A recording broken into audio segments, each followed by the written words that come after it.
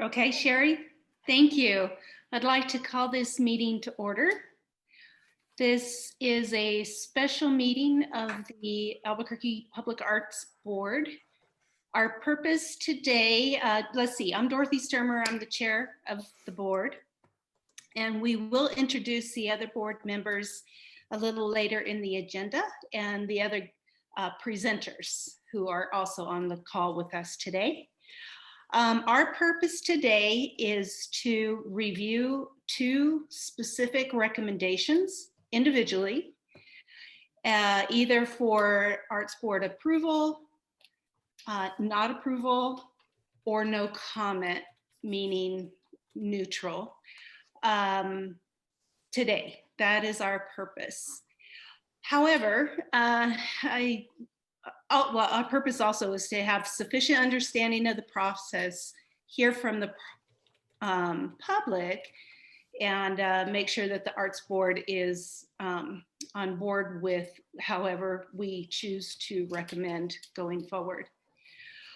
And Hakeem will give, and Alicia will give a lot more information on that later in the agenda. So first thing I'd like to do is move to approval of the agenda. And I'd like to talk a little bit about the agenda. Since the agenda went out the 72 hours before this meeting, we've moved the approval to after public comment. I wanted to hear the public comment before we had the board decide on their recommendation or their decision about the two recommendations. I also want to note that I've added time slots in the agenda, which is not normal for us. I wanted to make sure that we had structure around this, that we could support the purpose of the meeting. However, I also want to acknowledge that the board members have received this material very, very recently in the last few days. In fact, we even got a letter this morning. So because of that, in the sections of the agenda where the board members have Q&A for the presenters, if we need more time for that, I think it's important that we give more time, because again, part of our purpose today is making sure that the board members have sufficient understanding of the process and what we're recommending. So I may allow more time in that Q&A for the board members. Also, I will honor ending at 1:30 p.m. As a person who's led many meetings, I will commit to letting you guys go as close to 1 p.m. as possible, given our logistics. If that means we need to open up another session to finish our work or whatever, we will address that as we get closer to 1:30. If we complete everything today, so be it also. So, are there any questions about the agenda? We have introductions and reports, where we have the presentation on the Race History and Healing Project overview and recommendations. Then we have technical report. As a result of those recommendations, we have public comment, and then we'll have the board discussion and approval or not. Any thoughts on the agenda? Any questions, clarifications? Dorothy, I'll just chime in and say that procedurally, all the Arts Board members know this, but members that are attending, members of the public that are attending, just to let everyone know that if at the time that Arts Board members need to take a vote, there will be a motion and a second, and then a roll call vote, and that includes approval of the agenda. So any comments on the agenda before we ask for approval of the agenda? No. Was that Peg? No, I just said no, it was. Okay, thank you. But Okay. I'm having a hard time hearing Sherry. I don't know whether her microphone, I can hear you fine and everybody else, but she feels like she's in a tunnel. All Try it right. again. Dorothy, this is Charlotte, and I move that we approve the agenda. Thank you, Charlotte. Do I have a second? I'll second. Thank you. Sherry, I think we're ready for the roll call vote on approval of the agenda as is. I'm sorry, I'm trying to adjust my microphone. Okay. I'm not sure if this is helping, and I didn't hear who made the motion or the second. Charlotte, go ahead, Charlotte. Charlotte moved to approve the agenda. Christopher seconded it. Okay, Okay, fine. I had mine on mute. I didn't know that.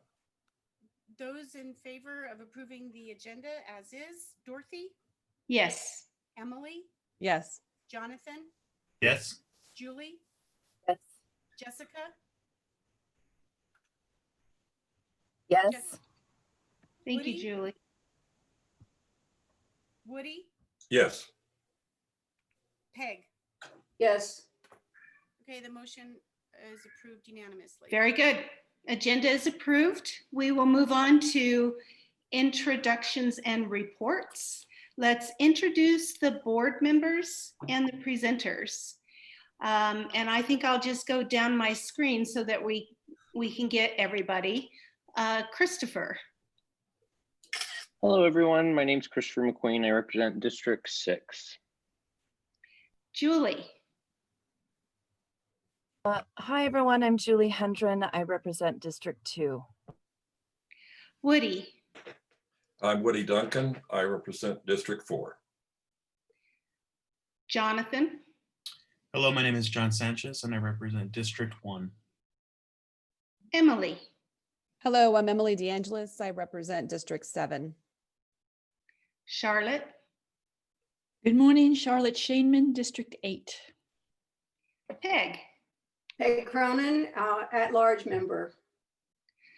Jessica. Hi, I'm Jessica Montoya Cage and I represent District 3. Hakeem. Hello, Hakeem Bellamy, Deputy Director for the Cultural Services Department. Alicia. Good morning, everyone. Alicia Manzano, Mayor's Liaison for Strategic Partnerships. Sherry. I'm Sherry Brigham. I'm the Public Art Urban Enhancement Division Manager. Great. And I represent, this is Dorothy Sturmer, I represent District 9, in addition to being the chair. All right, I would like to move now to our first presentation by Hakeem Bellamy and Alicia Manzano, the Race History and Healing Project Overview and Recommendations. Thank you. Good morning, everybody. Thank you for making the time as you always do, but this particular time for a special meeting about an issue that is very important to our community and one that our department has been working on for the past summer. I would say it like that. For the past summer, we've been working on it. So I want to also bring my partner here, Alicia, into the conversation because, I would like her to share a little bit about why the mayor and the administration chose to go in this direction, particularly with the issue of the La Jornada installation, public art installation on the grounds of the Albuquerque Museum, or 19th and Mountain, and that destination will become important later when we get to the recommendations. But if you don't mind, Alicia, just giving a little bit of background. Yes, thank you, Hakeem and Madam Chair and members of the Public Arts Board. We are really grateful to be able to be here in front of you today to share some of the outcomes of the public process. But first, I want to just acknowledge why it was so important for us to engage in a community dialogue process. So as you all know, when the unrest happened out at 19th and Mountain around the sculpture, it was really important for us to begin to dig deeper. And it wasn't just about digging deeper on that statue, as we saw across the country. It was about digging deeper about history and the symbols that represent our history and culture.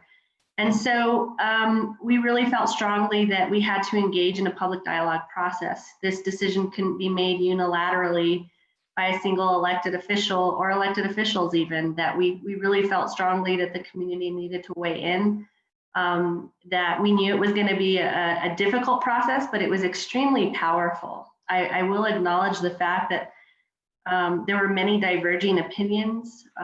It is a divided issue, but it was really important for everyone to come together to talk about these things. And it wasn't about changing hearts and minds. It was about being able to share experiences and values and culture. And so, of course, one of the major obstacles was engaging in this type of process during a pandemic. You know, usually you might have a few roundtable discussions in person. You might be able to do some of this stuff in person, but what we found is we had a large amount of participation because much of it was available via Zoom and online. So folks were able to engage even more than we thought we would see maybe with in-person meetings. So we tried to provide an opportunity for everyone to engage at every level. So that meant, you know, Zoom meetings, participating in the 3 dialogue sessions. That also meant just being able to complete a survey online. There were some folks who didn't have the time to engage in those sessions or just simply didn't want to and wanted to lend their opinion as to what should happen next with the Oñate statue. And then we also did one-on-one interviews because we felt that was important as well. We didn't want to assume that people have access to the internet to be able to complete a survey and to be able to participate via Zoom sessions. So we just picked up the phone with folks who wanted to lend their experience and their opinions with us. And I think that what we've arrived at, although difficult, as I say, I think that, you know, there's not always just one clear path forward, as this is such a divided issue and people have really strong opinions about it. But I think that, you know, what you'll see in the presentation from Hakeem is the community coming together, attempting to arrive at majority consensus as to how to proceed forward. And then of course, being able to provide all of those recommendations to you all. So I will hand it back to Hakeem. Again, I'll be here to answer any questions as they arise. Thank you, Alicia. And I want to share my screen. Sherry, can you help out with that? I just tried and it wouldn't let me.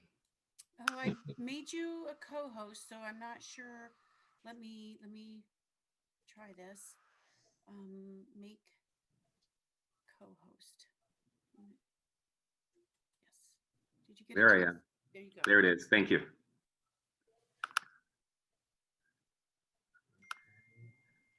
Can everybody see my screen? Yes. Great. Yes. Fantastic. So I want to start at the beginning. Prior to the events of June 15th at the Albuquerque Museum, or the corner of 19th and Mountain, the administration already begun having conversations around symbols, because that was the national conversation in our country, as you know. And so there was already a kind of a momentum with our department and with the mayor's office, with Office of Equity and Inclusion. We were already beginning to have conversations because we know that that Albuquerque does not exist in a vacuum, and that we had already begun to hear from community members who were concerned just about the national climate and things that were happening around the country with symbols and historic symbols. And so we began to meet, and of course, that Monday, June 15th, it was decided that the statue, the Oñate figure, as part of La Jornada, needed to come off of display for public safety reasons. And it really sped up, you know, our initial desire to begin having this community dialogue, and of course increase the stakes of the dialogue and the scale of the dialogue, frankly, after that night. So on June 19th, 4 days later, the city announced the Race History and Healing Project.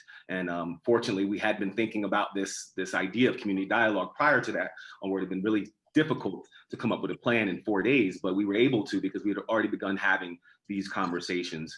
And we had the full backing, of course, of the mayor's office, the resources to be able to build a team. And some of that is what you see in front of you now. The team of facilitators, who were 10 paid facilitators, professional facilitators who work in mediation with backgrounds in racial equity work. And then that 10 plus our 12 city staff members who, are all city employees, were the kind of administrative arm of that. So our job was to make sure that sessions got scheduled, that the platform to hold the sessions, as Alicia mentioned in the pandemic, which was primarily Zoom for the community dialogues, that all of the kind of moving parts were facilitated by our team, as well as providing the pay mechanism for the facilitators, and really just keeping the project moving forward. That was the job of the city team, as well as finding ways to overcome obstacles to access to the process. And so we spent the first few weeks after that June 19th of really putting the team together, bringing the facilitators on board, having them design the dialogue process, which I'll explain the difference here between the kind of conveners and the community sessions, but really coming up with a robust plan for folks that we're going to be spending 3 2-hour sessions with each other. If they self-selected into the community dialogue, they were going to spend essentially 6 hours together over the course of this summer. And what would that look like? We quickly realized that because of that time commitment that was required, that, and as Alicia also mentioned, that not everyone could or wanted to spend 6 hours in a room having this conversation. And so we came up with a survey that reached 1,290 folks. That was basically a distilled version of the questions that were being asked in the community sessions. And we matched that feedback with the community sessions. 241 people participated in that. And then we also did 116 in-person interviews. And I'll talk more about the interviews and the survey a little bit later, particularly for the community dialogue, because that is the universe of folks, the 241 folks who participated in those sessions. That is the universe of folks who moved on to become part of the community solutions table. The way into the process for the community dialogue had 2 doors. There was an opportunity to go to a community session by which the community could just sign up through, we partnered with Hold My Ticket to create a portal for folks to sign up for a session if they didn't already belong to one of the convening groups. And we had 21 community partners, which were organizations and individuals who said, I'm willing to host a conversation, right? And they were able to gather 8 to 12 people and get 12 people in a Zoom to have the first round of conversations, right? So that one was kind of a hosted session, if you had that network and you had that sphere of influence to be able to gather people. And the other was just kind of a walk up open call. And we put that invitation out far and wide through social media, through press release, through earned media, to let folks know that even if you weren't part of one of these groups that was convening a session, then you could individually just sign yourself up for a session. And so that's how folks walked into the process, through those 2 doors. That was round 1 of the process. And they would spend 2 hours then talking about their individual identity, because that was going to matter later when we got to the round 3 and coming up with recommendations and solutions for the statute. And then as they moved to round 2, they began to discuss community or collective core values in those sessions. And as they moved to round 3, they talked particularly about recommendations. And that's really the notes, the field notes of those sessions, combined with the answers from the survey, combined with the field notes from the interviews, really is where the full menu of recommendations that were presented to the community solutions table, who had, as you see, time to act last week. On Tuesday and Wednesday of last week, they met for 5:30 to 7:30, both on Tuesday and Wednesday, to look at all those solutions and recommendations and really distill them down into meaningful recommendations, actionable language and direction for the city. And as you can imagine, that process which was also created and guided by our facilitation team, was no small task in just 4 hours after having spent 6 hours together over the course of the summer. 51 of the folks who participated in the first, second, and third rounds of community dialogue. So of that 241, 51 folks self-selected to be part of the community solutions table. They said they had the time and desire to continue on to really distill and craft these recommendations. But over the course of those 2 days, a lot based on folks' schedule and availability. The second day, there were 36 of those 51 there when they arrived at the recommendations that we're going to share with you today. That writing is tiny, and I apologize for that. This is a little bit more of detail about who the folks are. I've talked to you about the facilitators and the conveners. I talked to you about the community solution table. who the project team was versus who the facilitators were. And then the third kind of moving part, right? The third leg of this table was the advisors. And so we had 9 community advisors. I said that the project was officially announced on the 19th. I think by the 18th, we had reached out to our community advisors, and these are folks that really gave direction to our department, gave direction to myself and the director, and how we would go about shaping this project. Recommendations even on how do you put out a call for facilitators, because there was an open call for facilitators. And then also allowing us to kind of continue to manage how we're providing access to community, where we can improve providing access to the community, how we even talk about race and history within these dialogues and these sessions, how we talk about it publicly. They brought to us existing frameworks from around the country, because many of them have done this kind of work around the country, as far as the type of language and the type of frameworks we should be using, and we should definitely be aware of when we're trying to build this kind of conversation in our community, but also knowing that it's an iterative process, because our community is not like any other community. And so how do we also personalize the community, personalize our process to our community and where we live in this city. I threw some numbers at you earlier, so I want to share those numbers again so you can spend some time with them. As I said, we had 264 community dialogue participants, 1,290 people participated in the survey. And I want to be clear, because there were other surveys that were happening over the course of the summer. This was not the journal survey. This was a survey that was unique to the Race History and Healing Project, and the universe of participants was the metro area and surrounding areas, as opposed to that other survey. We had 116 interview participants. Interviews ran anywhere from 20 minutes to an hour. And these are folks who completed the survey. And then there was a question in the survey that said, if this was not enough for you, right? If just making your opinion heard was not enough, or the survey was not a big enough container to capture it, I would like to have somebody from the city team or from the facilitation team call and have a longer discussion.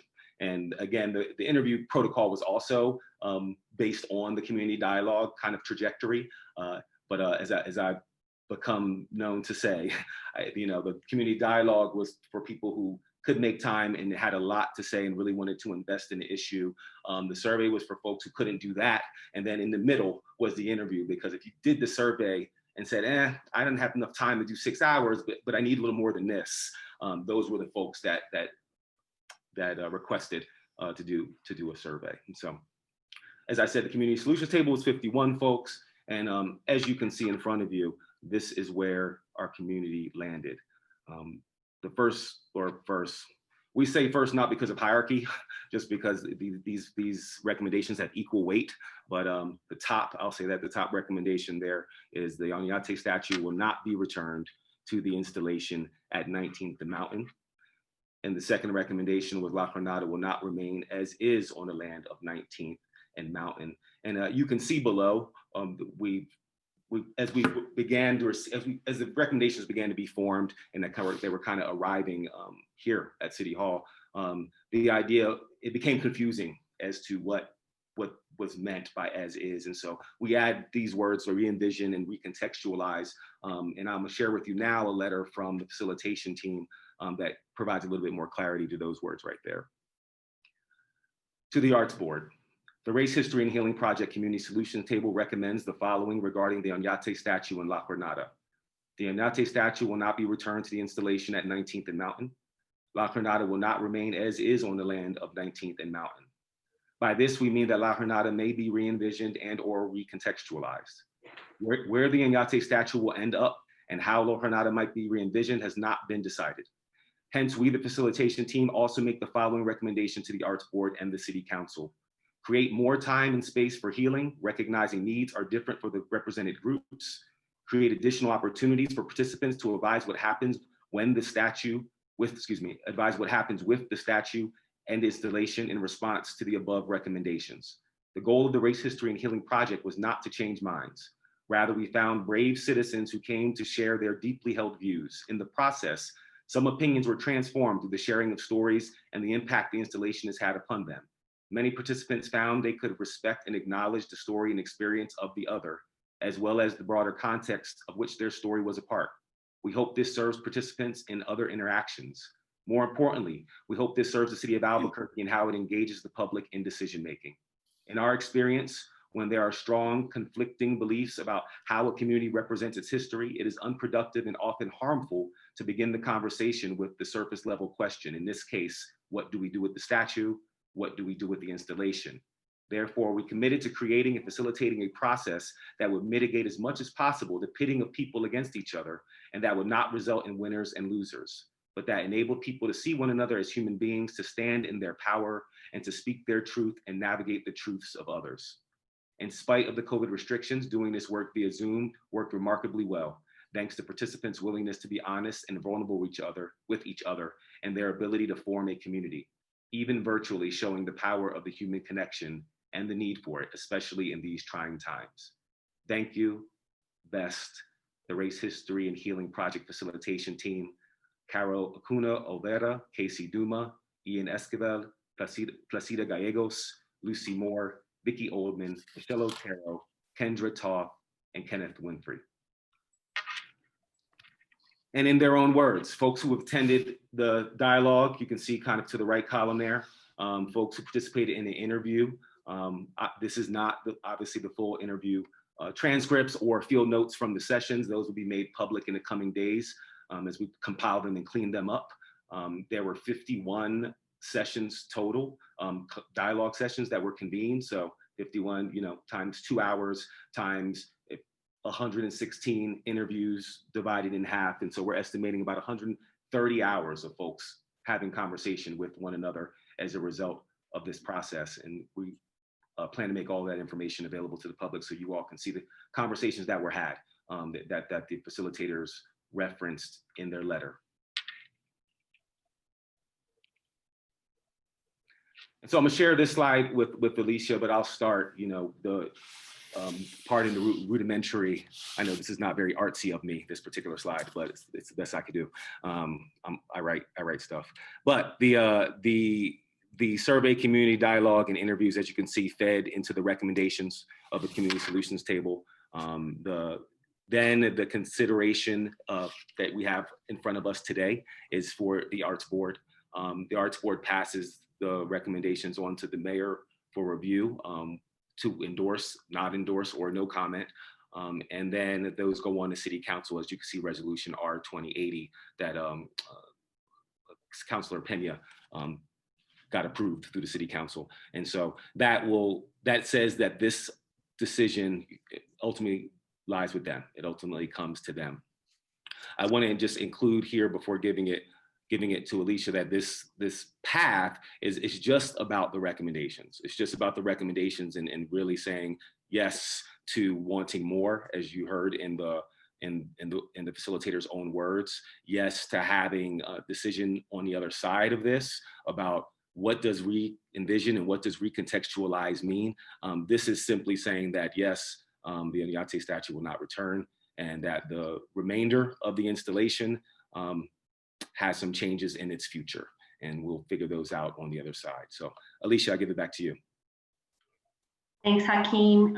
Yeah, I just want to echo the fact that as the recommendations arrive at City Council, depending on what happens there at Council, there could likely be much more dialogue and discussion, as you all are aware, with any public art piece. If there's any kind of altering to a piece, or we might need to get advisement from the artist. We also would probably seek some more community input at that point to see what the reimagining or recontextualization would be. But that's all up to City Council as the end result, as to what they adopt at that point and how that adoption outlines the process moving forward. So I think that Hakeem pretty much covered the rest, and thank you for allowing us to share with you this month-long process that, like I keep saying, was very powerful and meaningful, and we're very grateful for all of the community input that was garnered. We appreciate everyone who took the time to participate, fill out surveys. We know that this is a tough topic, and we know that there will continue to be discussion, and we hope there will be. We need to continue to have these conversations in our community and in city government. I'd like to open it up for questions for these two presenters. from the board? Woody? Yes, and I sent Joaquin a private message, but I'll ask the question. And it's a historical thing. The resolution that started this whole process with the city council on September 9th seemed quite reasonable, this whole process. Yet it will only pass by a 5-4 margin. Is there any knowledge as to why some of the reasoning behind the no votes to not proceed with this process? I'm gonna let Alicia speak because she's been really managing our relationship with the project and informing our city councilors. So, you know, Woody, I don't like to speak on behalf of council members and why they cast the votes they did. I think that would be a good discussion to have with them. But I think the important result is that it was passed and that we have a resolution to move forward with. But I don't want to speak on behalf of the council members as to why they voted. Okay. Other questions? Emily? I actually do have a question. So in the materials that we were given prior to the meeting to prep, it said that our vote goes straight to city council, but on the chart that Hakeem just shared with us, which was very helpful, thank you for illustrating that, it actually goes to the mayor and then that goes to city council after the mayor sees it. What is the mayor's role in between our vote and the city council vote? It's actually very similar to what you guys are doing today, right? He can either endorse, not endorse, or make recommendations. But the administration has been briefed throughout the process, and I think that the mayor will be prepared to send down to council some of the strong recommendations that the community has. So, we'll see what happens today and how things move forward, but. Yeah, any kind of sort of communication like this from the process has to be sent down from the administration to council, but the end result is council will make the determination. So does that imply that potentially there could be two sets of recommendation votes, that if our vote differs from the mayor's, would both sets go to council? I think, yes, all sets would go to council, and the recommendations as they stand from the community have to go directly to council as well, because we do not want to do anything differently, being that these folks took so much time. Their recommendations have to be put forward the way they intended them to be. Great, thank you. Sure. Other questions? Dorothy, this is Charlotte. I guess, first of all, I would just like to compliment all of you on the beautiful work that you did. It's a really lovely process. I think we can all feel really proud of the efforts made to really genuinely engage in dialogue. My question really is procedural. We are members of an arts board, the City Arts Board, and we operate under the Public Art Program Guidelines. So I'm confused on how your process interacts with the process that's spelled out in our guidelines when there is a piece of art that needs to be changed in some way. So I guess that's one question, and then sort of related to that is what would our endorsement really mean? Is that based on, because the Arts Board hasn't done research, would that be, well, maybe you can just elaborate on what you expect our endorsement would really indicate. sure, and here it plugs in, Charlotte, it plugs back into the process now, right? The idea was that because of the size of the issue, that we needed to create a little more space for community input than it normally happens, but that it certainly will end with Public Art Board, and that's why we're here today. Yes, and so that part is that Sherry's going to share a little bit with her technical kind of I'm losing the word there, Sherry. The technical report that is those specifics. I think you're referring to the VARA Act and things like that. How are we in communication with the artists, and if anything's going to be changed or modified with the sculpture. And so that direction really has to come from public art staff and from this body. And so but that's when we get to that. These recommendations don't exactly get us there yet. That's what City Council will have to make a decision on. And your endorsement says that, yes, we endorse the direction of the recommendations, but we will need to have input at a later time, right? And so it's not meant to circumvent the process. It's meant to plug back into the process, but we haven't got to the point where the Public Arts Board really is going to have to do their typical job with the moving or modification of any art piece. Thank you, because my understanding of the guidelines is that before making a decision, the Arts Board would have the Arts Board staff prepare a pretty lengthy report, greater than the technical report.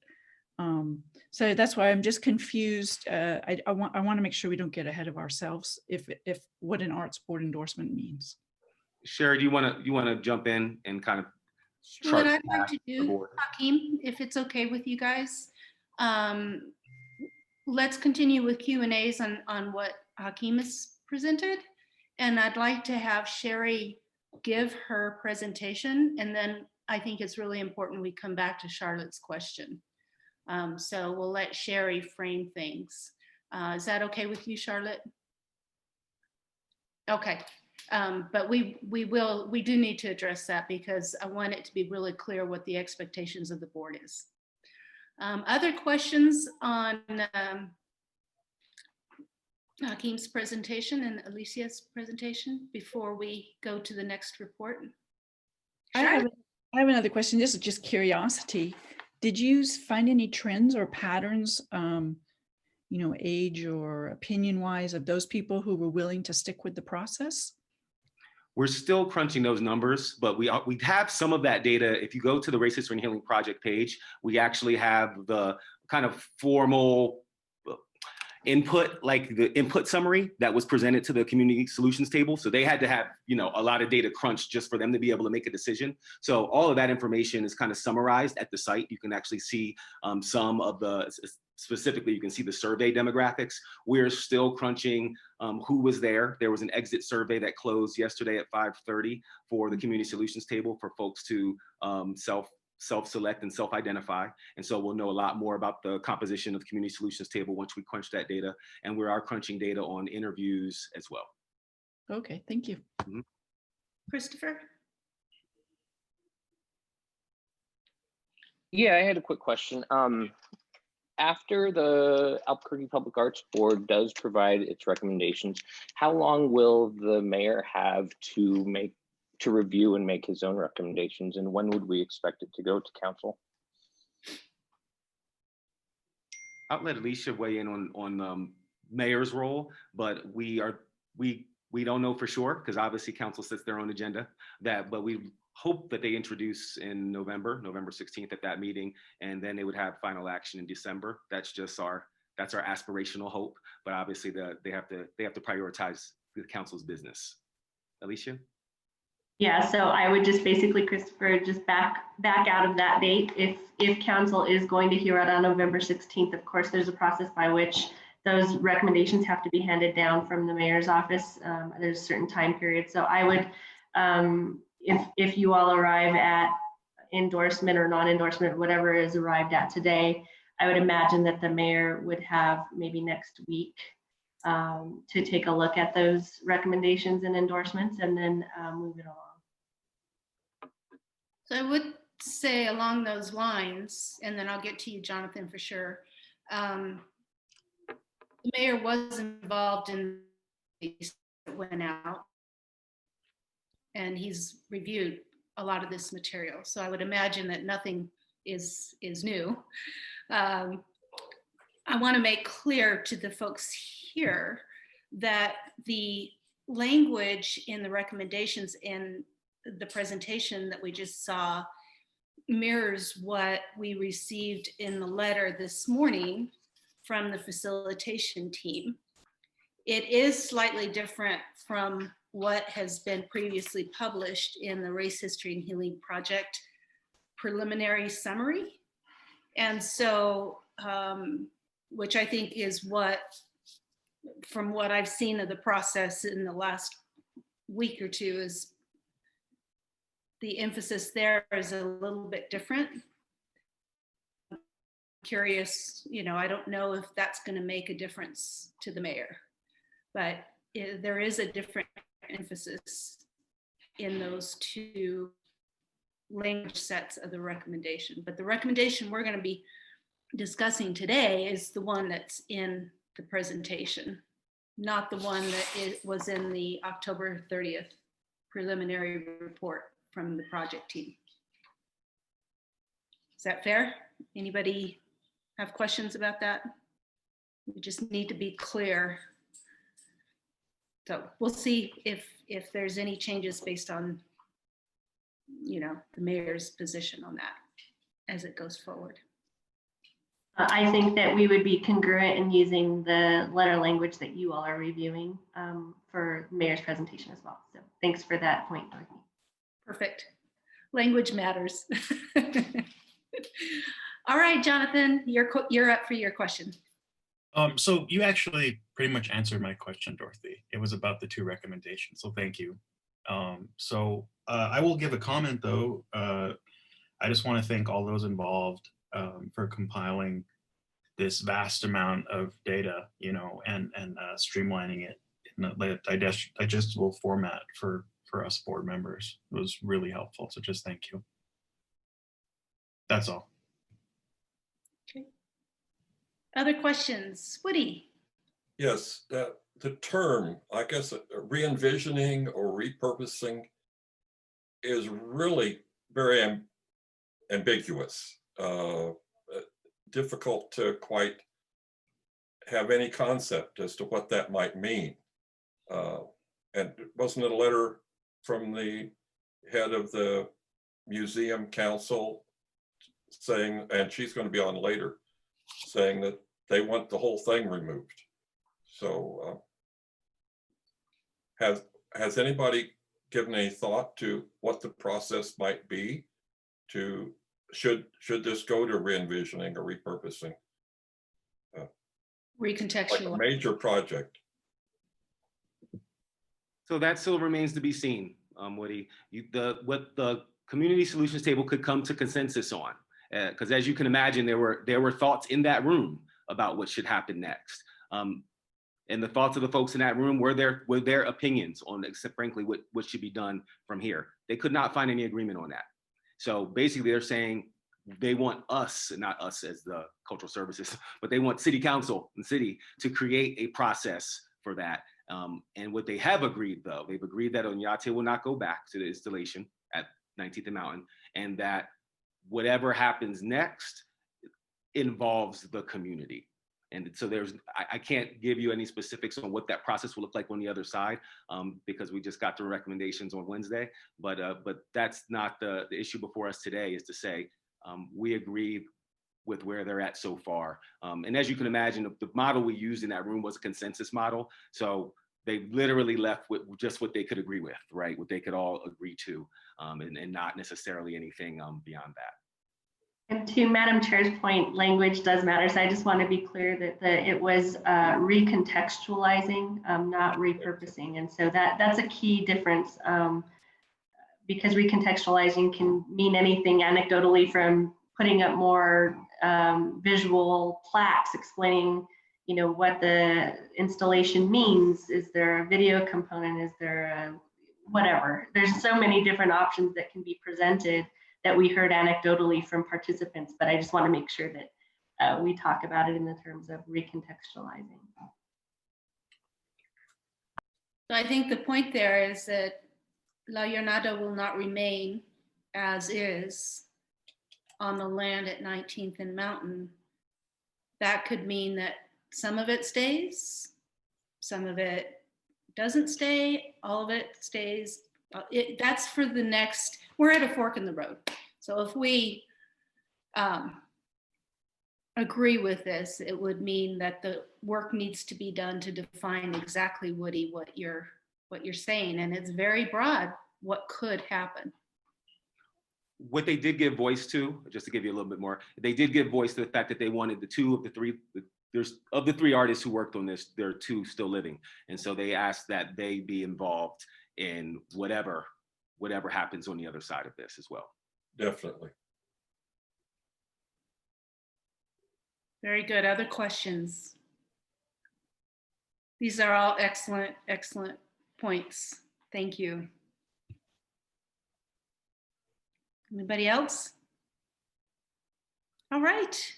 Well then, let's go ahead and move on to the technical report. Sherry, why don't you say a few words and we'll let you know if we can hear you okay. Yeah, the first words I want to say are, can you hear me? I think I did some adjustments. It's real soft. Okay. Very soft. Okay, can you hear me better now? It's the same, exactly the same. I am not sure.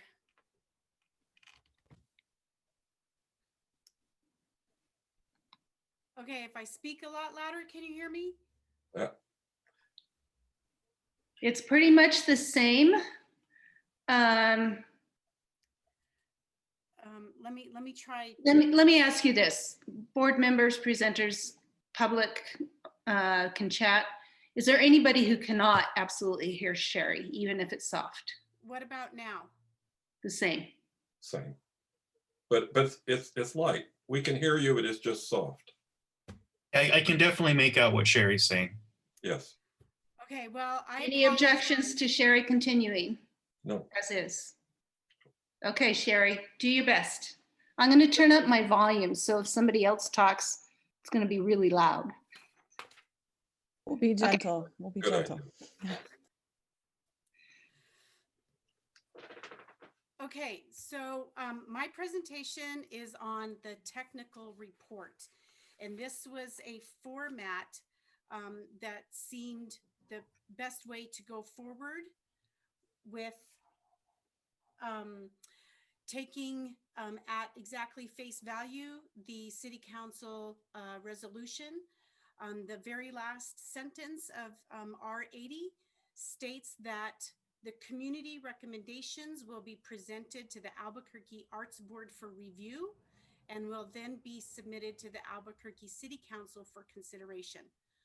So the community recommendations obviously include modifications, but it's not been decided that that is what is going to happen. So at this point, in order to make sure that the City Council is informed about certain legal and professional sort of public art best practices considerations, we wanted to write up the technical report. So the first part of the technical report just provides the overview of the situation, which is basically the same amount of background material that Hakeem and Alicia gave you regarding the Race History and Healing Project process and those results.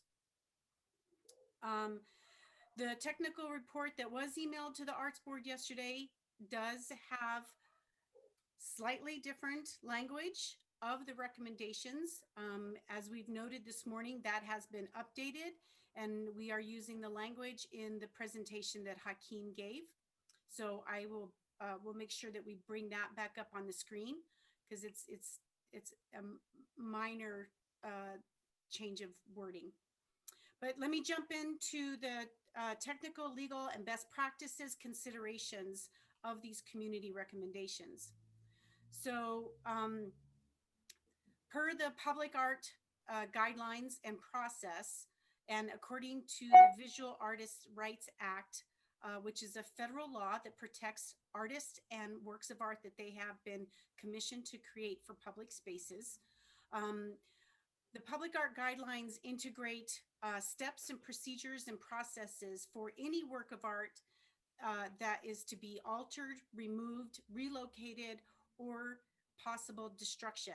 And all of those can happen intentionally or non-intentionally. In this case, any sort of alteration removal or relocation would be an intentional act. We have a unique situation wherein the artist has the right to ask the city to make alterations to their work of art. And that is what happened back in June. Artist Sunny Rivera authorized in writing through a visual artist rights waiver to have the city take the central figure of Oñate out of the entire installation of La Jornada, to take it out of view, remove it from the installation, and put it in safe storage for up to 12 months. So that particular element of the sculpture has its own set of circumstances in that it has been removed and the artist has authorized that for up to 12 months. The Visual Artist Rights Act requires that any modifications, alterations, removal, or relocation needs to be the artist needs to be given notice 90 days in advance of the city or the owner doing anything with the artwork. So with that particular piece, the central figure, the city basically has until early March to notify the artist of any possible changes to that artwork, because he's already given a 12-month authorization, but we would need to let him know 90 days in advance of that authorization expiring of the intentions of doing anything other with that work. With the rest of the installation, the city will have 90 days to provide the artist any intended changes to the artwork.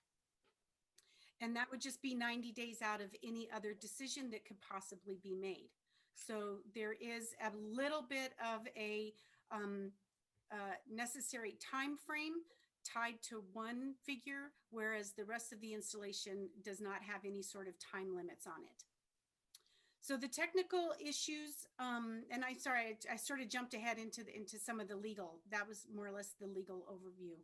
The technical issues require basically that if there was going to be any modifications to the site, recontextualizing, it could include something as drastic as changing the landscape, changing the entire configuration. That would include working with traffic engineering, public access, hydrology, drainage, possibly irrigation. There's a lot of infrastructure considerations that would need to be analyzed. And of course, any of that would come after the continuation of public dialogue around what recontextualization actually means. So it's just acknowledgement that if something that drastic is recommended to go forward, there would be significant cost associated with the recontextualization of what amounts to about 1/4 of an acre of land. Under the best practices for public art criteria, the city's guidelines for alteration, removal, relocation, which is also known as the decommission process. Decommission does not mean that a work of art will necessarily be removed out of the public art collection. It is merely a term to initiate a process for change or alteration. The decommission process includes 11 criteria for works of art that can go through this process. And in this situation, criteria number 11 is the primary guiding factor criteria for this moment. And that, again, artist Sunny Rivera asked to have one of the pieces taken down and removed, which is an artist-initiated alteration. However, at the time of the tension around the sculpture, the heightened tension around the sculpture, there was also criteria number 7, which is that the artwork represents a threat to the public safety or that the artwork, criteria number 6, or that the artwork could have been damaged in a way that it was not going to be able to be repaired. Those are the existing criteria from the Albuquerque Arts Board guidelines that were adopted and created with decommission in mind in 2013. There are evolving ideas about the idea of harm to the public and harm to the artwork. The National Consortium of Public Art Administrators are moving forward with recommended criteria that also includes considering clauses in decommission policies that accommodates content, artwork content, theme, subject matter that could be considered harmful to a segment of or an entire community. Harmful in this case could mean that the artwork content devalues individuals or groups or causes those to feel unwelcome or reminded of past resentments. This is not in the current public art guidelines the way that they stand right now. So at this point, if whatever goes forward from this board through the standard process, and I did want to make sure, Emily, that you saw that in the technical report, we noted that the Arts Board would review the guidelines and forward that on through its regular channel, which does, the Arts Board recommendations always go through the administration. So your recommendations will go through the administration process as normal, because that is the way that this kind of communication gets sent to City Council. So it's not going directly, it does go through the normal channel. I think that's pretty much the body of the technical report that you all have in front of you. So I will stand for any other questions. So Sherry, what you've talked about so far is, pretty much on page 21 of the guidelines. I'd like you to go, please extend to page 22, where it talks about our responsibility for deciding and enacting that change. And I think it gets to Charlotte's question. So if the city would like to have more dialogue around what does happen, as the next step beyond this, how does that tie in with our responsibilities of the board? And I'm looking specifically at item number 4, right? So if we get a recommendation, it's still our responsibility to vote on what goes forward. So elaborate on that. And Charlotte, if I have not framed this correctly in your mind, please speak up. No, that's perfect. Thank you, Dorothy. It's also item 6, to engagement with the artist before making a recommendation. And then item 7, a longer, what I perceive to be a longer staff report. Does everybody know where we are in the guidelines? Okay, Great, I got sure. nodding heads. If you don't, I want to make sure you know what we're talking about as our responsibility. Right. Okay. So the 1% for our art in public places ordinance establishes the Arts Board to advise the mayor on acquisitions of work of art for the care and maintenance of work of art.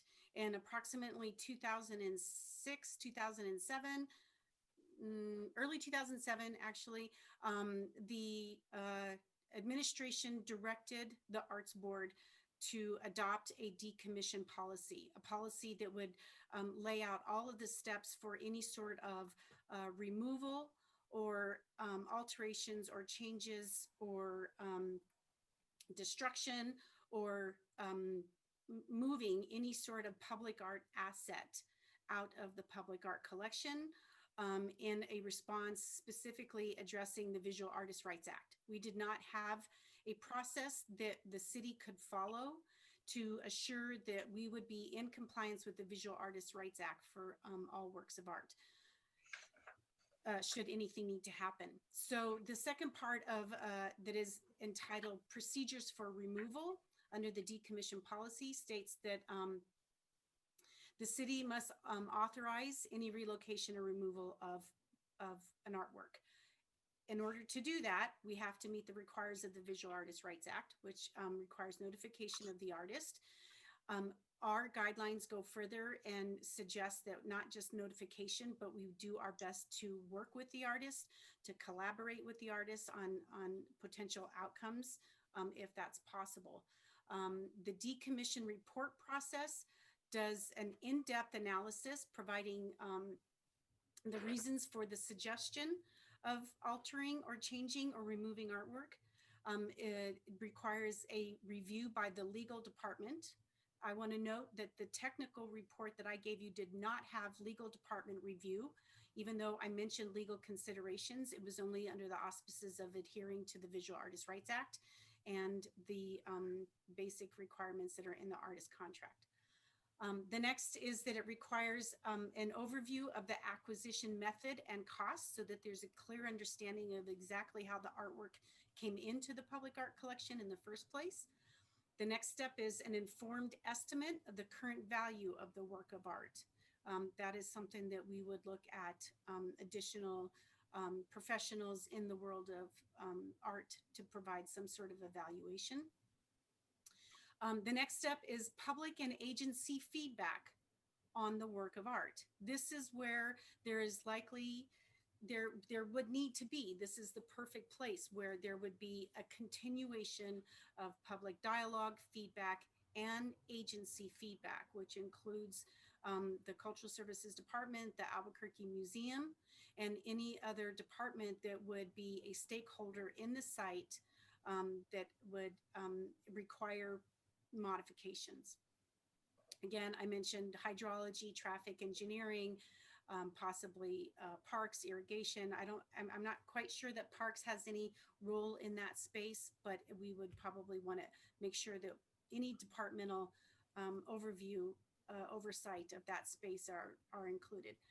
And then the report is documents all of this information, and then there's a suggested and alternate courses of action. So that would provide for all of the possible outcomes that the Arts Board would want to consider.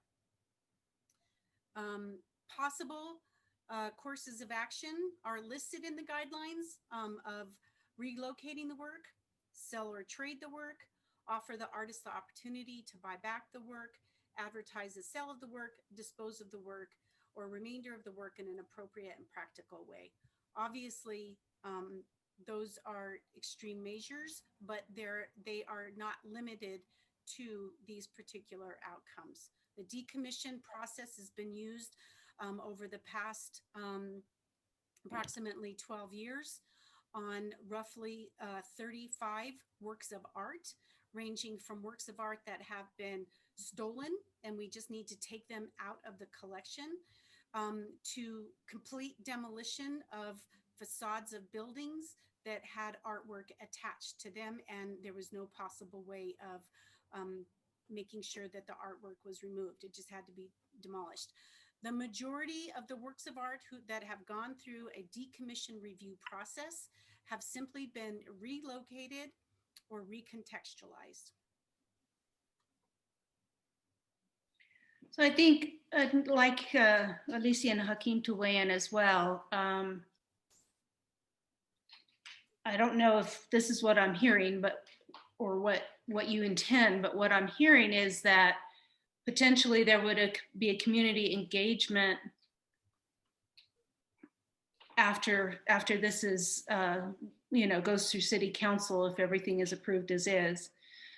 That engagement would have to consider some of these things. So it would not just be the art board that would be looking at these things, but all these elements in our guidance have to be met, either by soliciting that through the community process, coming to us, and then making sure that we honor any public and agency feedback in that, either through the community process or post community process.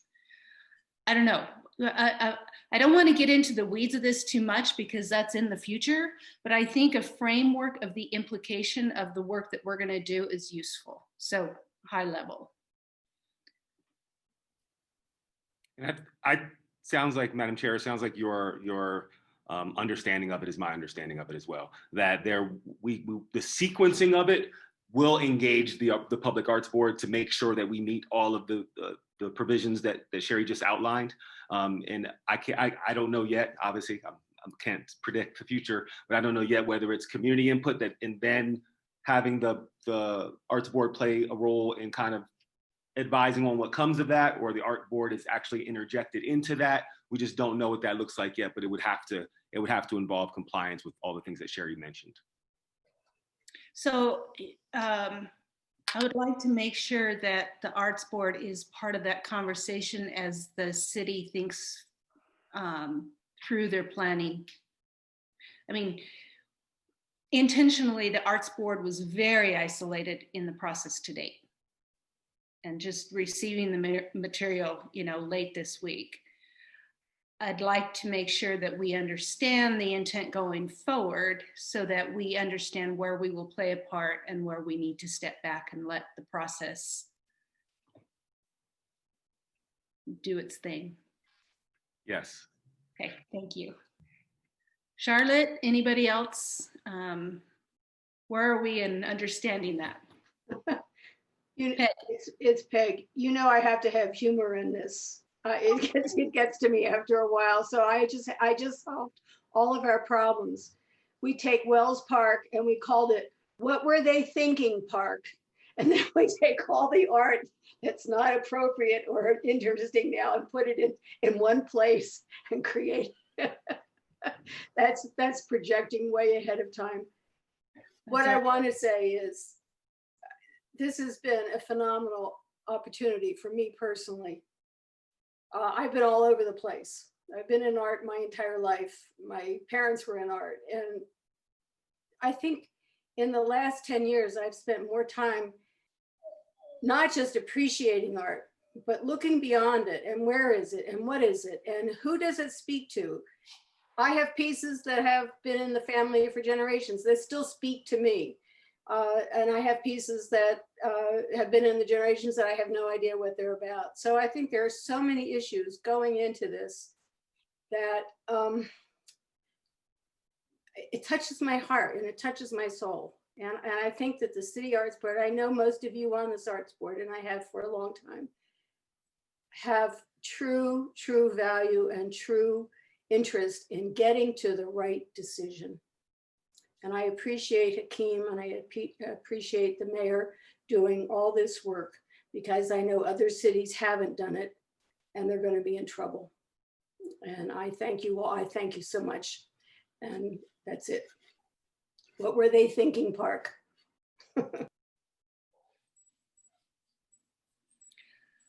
Other questions, dialogue? Emily. I guess I have a comment, and that is, when I was reading through the guidelines myself and trying to understand where this piece would fall under our existing decommissioning process that we have in place, I saw the same thing that Sherry pointed out to us, which is that it meets criteria number 7 as a public safety threat, which I was frankly, I had read these guidelines before, but that didn't really make a dent in my psyche when I read it. Public safety is something I'm concerned about. I work on it in a few different ways in my life. One of the things I want to point out to us as a body is that when we use words like incident or unrest, we kind of do ourselves a disservice so that we're not using honest language about what happened. What happened with this statue was violence, right? We've seen violence happening to it in the form of vandalism for many years. The museum's been dealing with that. And then violence against humans, right? We had a shooting. And when we're not honest in our language about where we are, we have a hard time grasping what we really need to do. And I just want to point out that we should be honest about where we are and that it is a public safety threat. Somebody else had Jessica. I just want to make sure that I'm understanding correctly, because I keep flipping back and forth between guidelines and all this.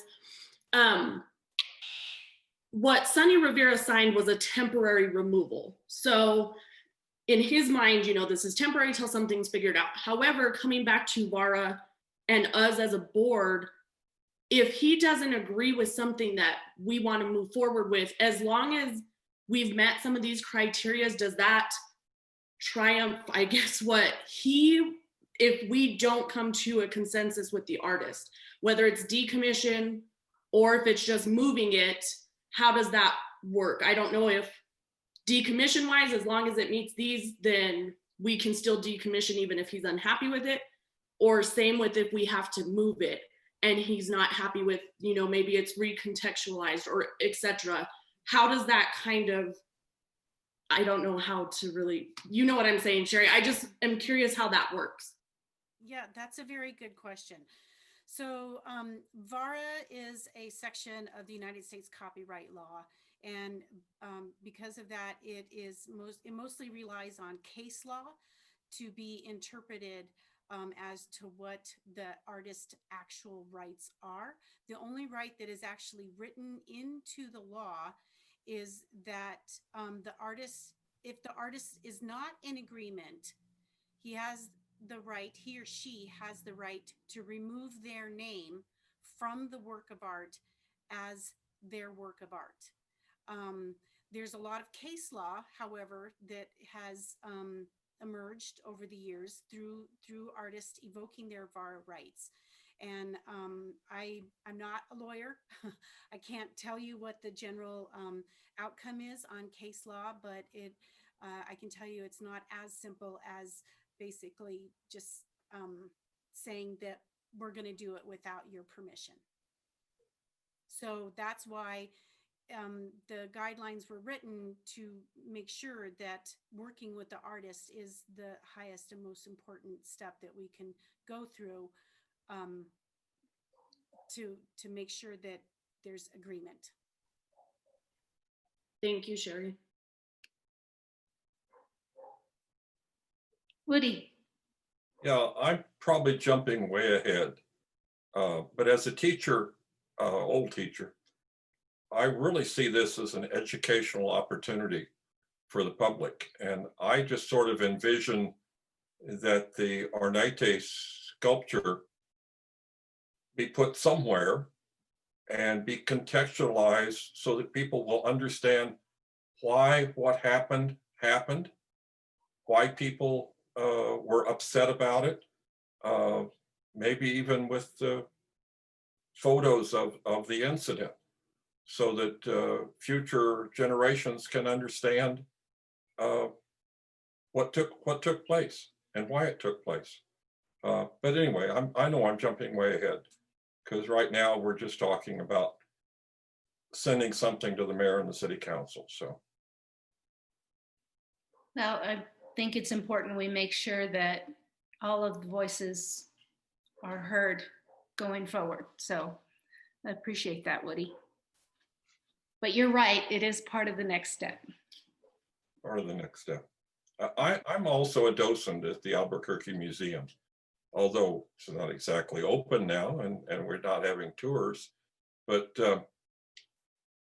all those plaques in front of the statues with the names of the people who came up from Mexico. I mean, I've had people stop me and explain, oh, that's my ancient relative that's there. Personally, I would take students down into Nora Norano Morse's earthwork and then talk to them about, oh, look off at the distance. You can see the future, see what's happening. It's a question, is it good or bad? But change is coming. And they could see the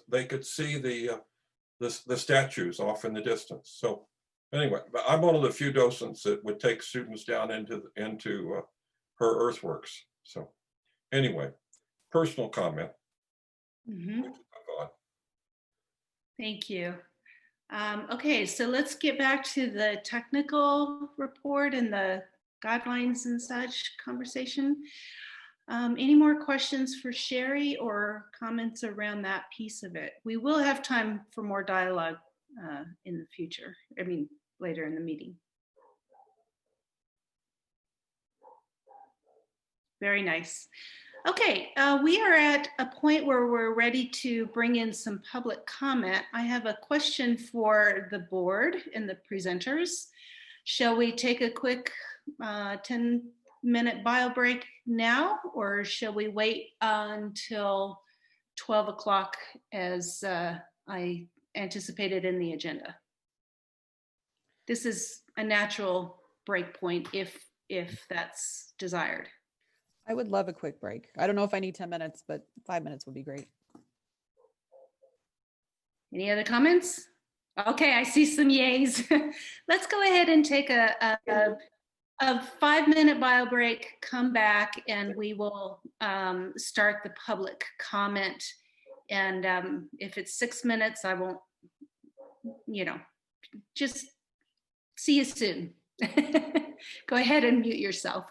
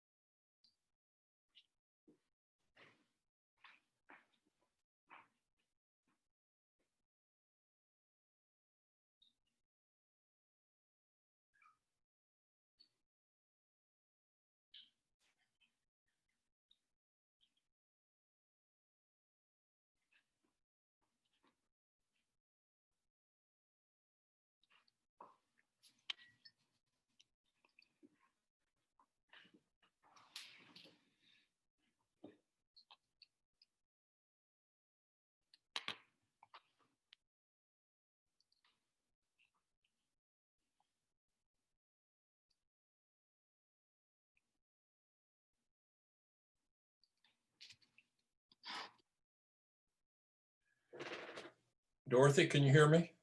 I can. Oh, I guess I'll turn my sound down. Um,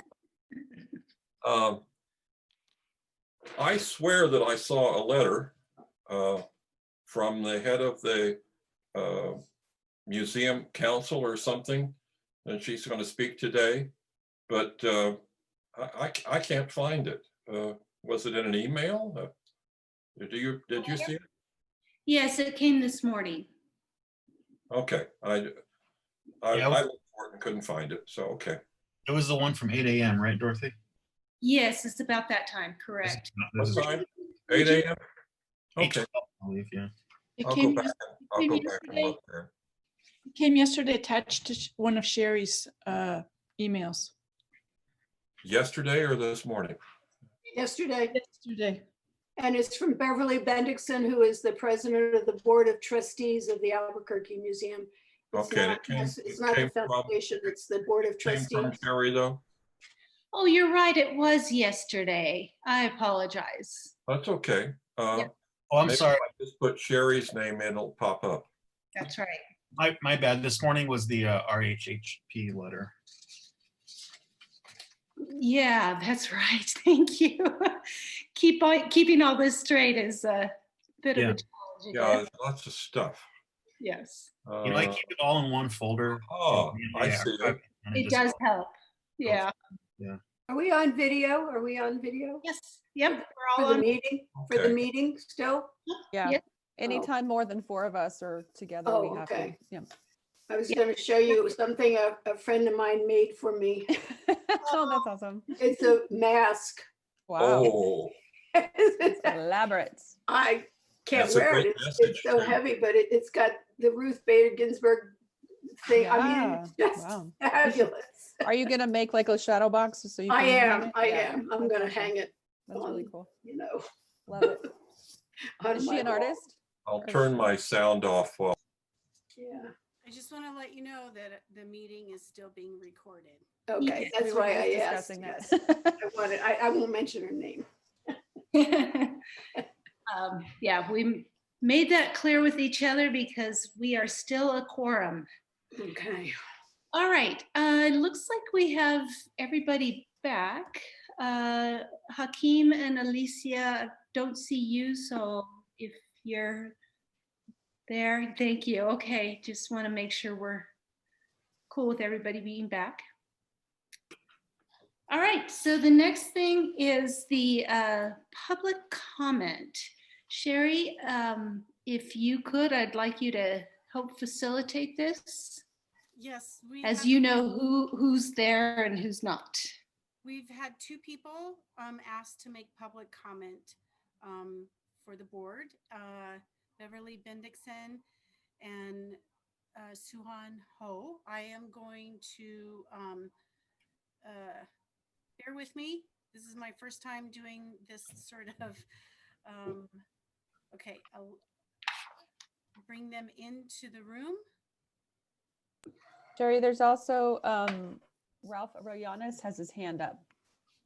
Okay, and I see Diane Layden wants to make public comment also. So in order to keep our screen so that all members of the board remain on one screen for recording purposes, I'm going to allow each person to come in as a speaker so we don't get too many in and flow over to a second screen. So Beverly, you should be able to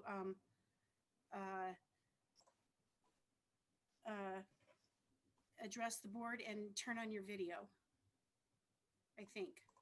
I did see an unmute button. Can you hear me? Yes. Okay, great. I don't have any sort of a video selection option, but I'm fine if you. Oh, we lost her. Oops. Lost her.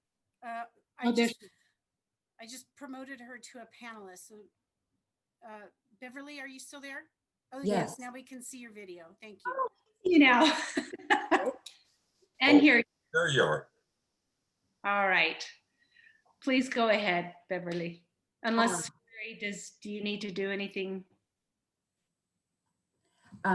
No, thank you for giving me the opportunity to speak. I'm Beverly Bendixson. I am the chair of the Albuquerque Museum Board of Trustees, and we prepared a letter which was sent to you via email, I believe late last evening. I would like to read that letter in as the public comment. The Albuquerque Museum Board of Trustees respects community process and appreciates the work advanced by the Race History and Healing Project organized by the City of Albuquerque. Public dialogue about the issue of monuments is an important part of civic engagement, and we appreciate the city's leadership in convening that dialogue. We unanimously support the public process recommendations that the statue of Oñate should not be returned to the grounds of the Albuquerque Museum, and that the land at 19th and Mountain Road should be re-envisioned. We believe that the museum should be involved in this re-envisioning process.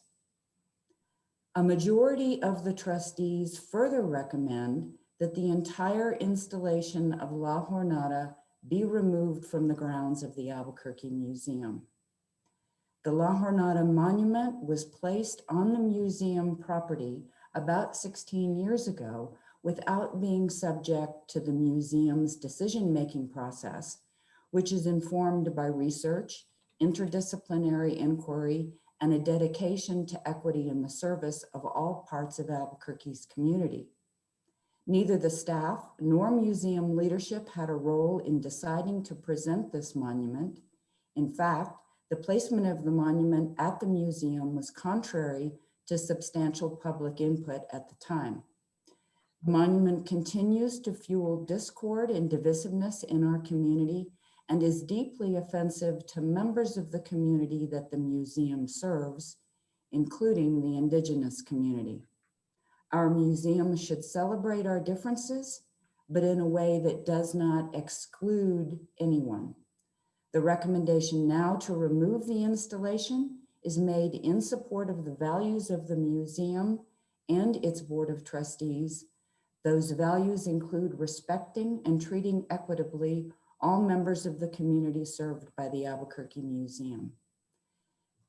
It is signed by me on behalf of the full Board of Trustees of the Albuquerque Museum, and I appreciate the opportunity to provide the recommendation to you in your gathering of comments. Thank you. Thank you very much. Dorothy, next we have Suhan, and I'm going to bring her in.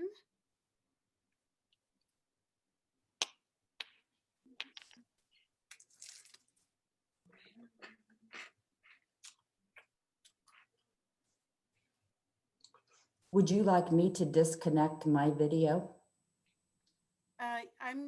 Beverly, I'm going to move you back to an attendee. Okay, thank you.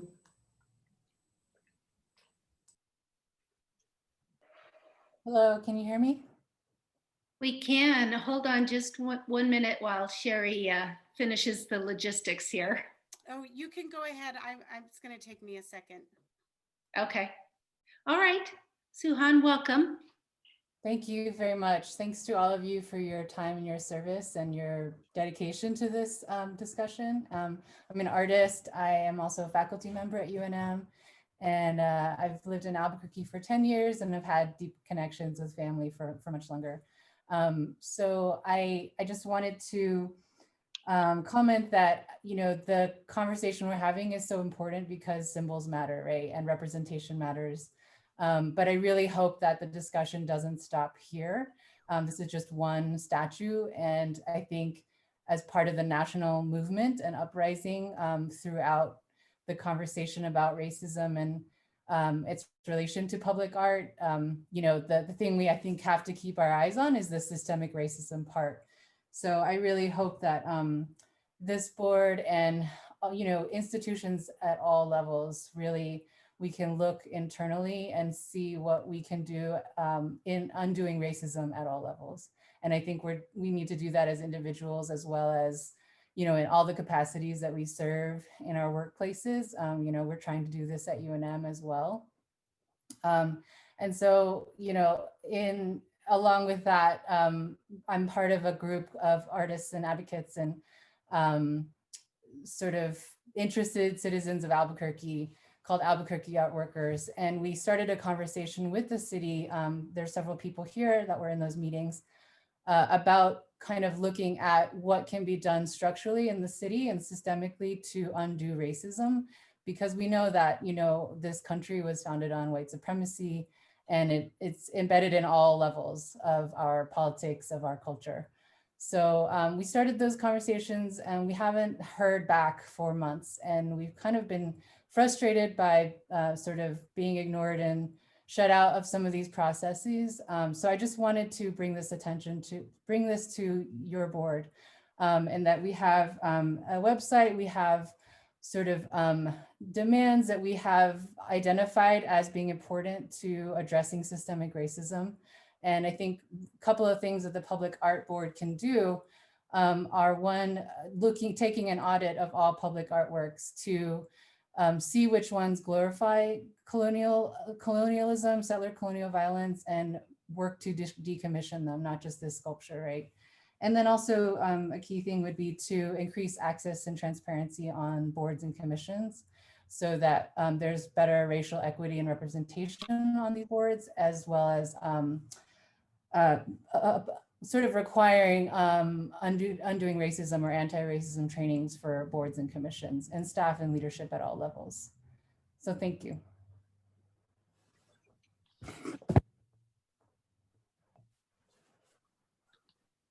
Thank you.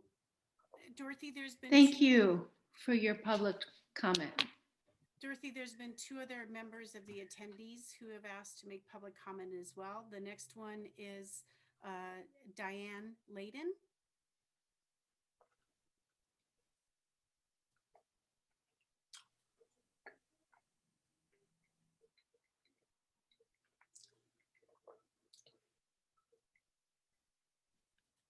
Diane, you should be able to speak. Can you hear me? Yes. Yes. Thank you, Diane. Thank you for the opportunity to speak. I've been involved in this process since mid-June. I'm a semi-retired college professor. I began studying 3 Oñate statues in Albuquerque, Alcalde, and El Paso 10 years ago, and I've been giving presentations about all 3 statues for the past 7 years at academic conferences and community meetings. I was part of the Race Healing and History Project, I'm pleased to say, which I thought went beautifully. My interest is in preserving the Oñate statue and La Jornada. If the city can make arrangements with the state to move the Oñate statue to the National Hispanic Cultural Center, I think that would be a good location. I would prefer that the rest of La Jornada remain at the museum, recontextualized. I can accept it if it is moved elsewhere. But what's important to me is that the work of the artists, Sonny Rivera and Betty Sabo, is recognized and preserved, and also that we acknowledge that about half of our community is Hispanic, and a share of Hispanic people identify with Spanish heritage. And I say with heartfelt sympathy, I stand with the indigenous community, and I talk about what happened at Acoma in my presentations, and I condemn Oñate for what took place. But we need to be careful not to create trauma for another group in our community, for those who identify with Spanish heritage. And so I'm hoping that these artworks will be preserved by our city. And thank you so much. Thank you for your public comment. Appreciate it. Dorothy, the next person that's asked to speak is Ralph Arianes. Carrie, I can't hear you. The next person who's asked to speak is Ralph Arianes. And All I right. will move him in to the meeting.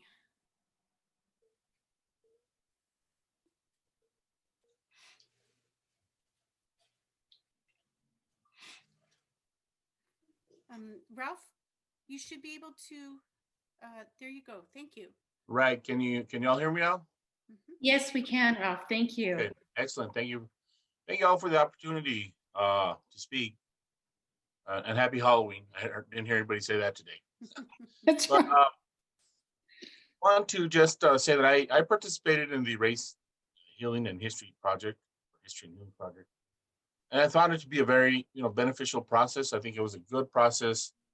I think the only criticism I have of it, I did learn a lot from it, but the criticism I have of it is that there wasn't enough New Mexico Hispanics included. I think, to be honest with you, I think New Mexico Hispanics were in the minority, probably the least represented group. Kind of like the board that you have here now. Hispanics are very severely underrepresented for a city and a state that's over 50% Hispanic. So I think that a lot of this from the start is there is a lack of understanding about the La Jornada and even Oñate, and primarily because of the makeup of the decision makers through this whole process from step one. Out of so many participants that participated in this process, only 36 people voted. 31 voted for the results you see, and then 5 voted against. So, and of the 5 that vote, of the 5 that voted to keep the Jornada and the Oñate statue, I was one, and there was another Hispanic. So it was only 2 New Mexico Hispanics that voted to keep the Jornada and the statue. That said, I always look for a win-win situation. I always approach things with an open mind. I listen to our Native American brothers and sisters. And I'll say that most Hispanics, including myself, have Native American blood. We're mestizo. I've done my DNA. I'm 17% Tewa, Native American. So I'm sensitive to both sides because I am both sides. I'm on many sides. And so with that, I tried to be very sensitive to what the Native American community was saying. And although, I always, like I say, try to approach things with a win-win situation. I think as much as possible, be diplomatic. I think the Hispanic community is going to lose either way, because once you change art, I think you change the essence of it, and it impacts the message that the community or the artists were trying to convey.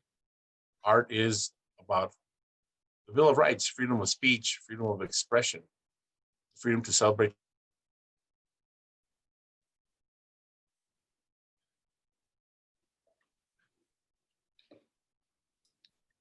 I think he froze. Yeah, he's frozen.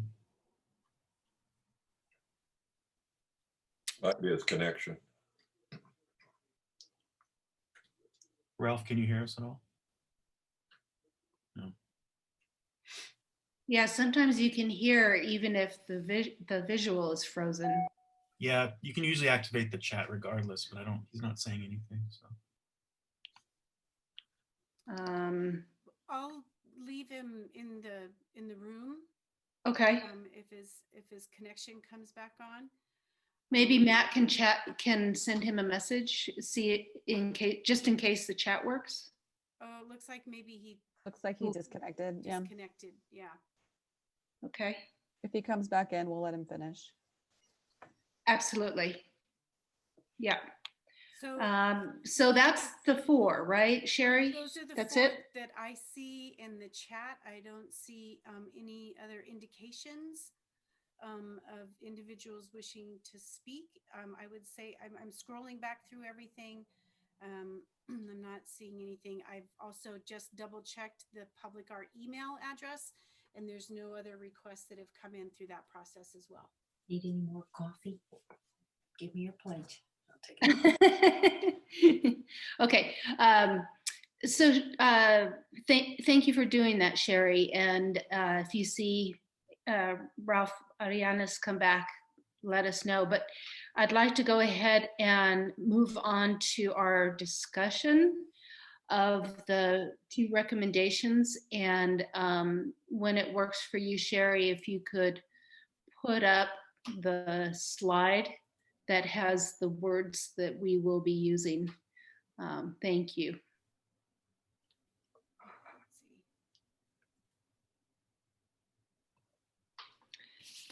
And also it's in the communication from the project facilitation team. Let's see. Are you all seeing the whole slide? Yes. Yes. Okay, Yeah, just that slide, but the whole slide. that's fine. I'm just double checking that everything is as we expect. Perfect. Okay. All right. So board, this is our opportunity to discuss this.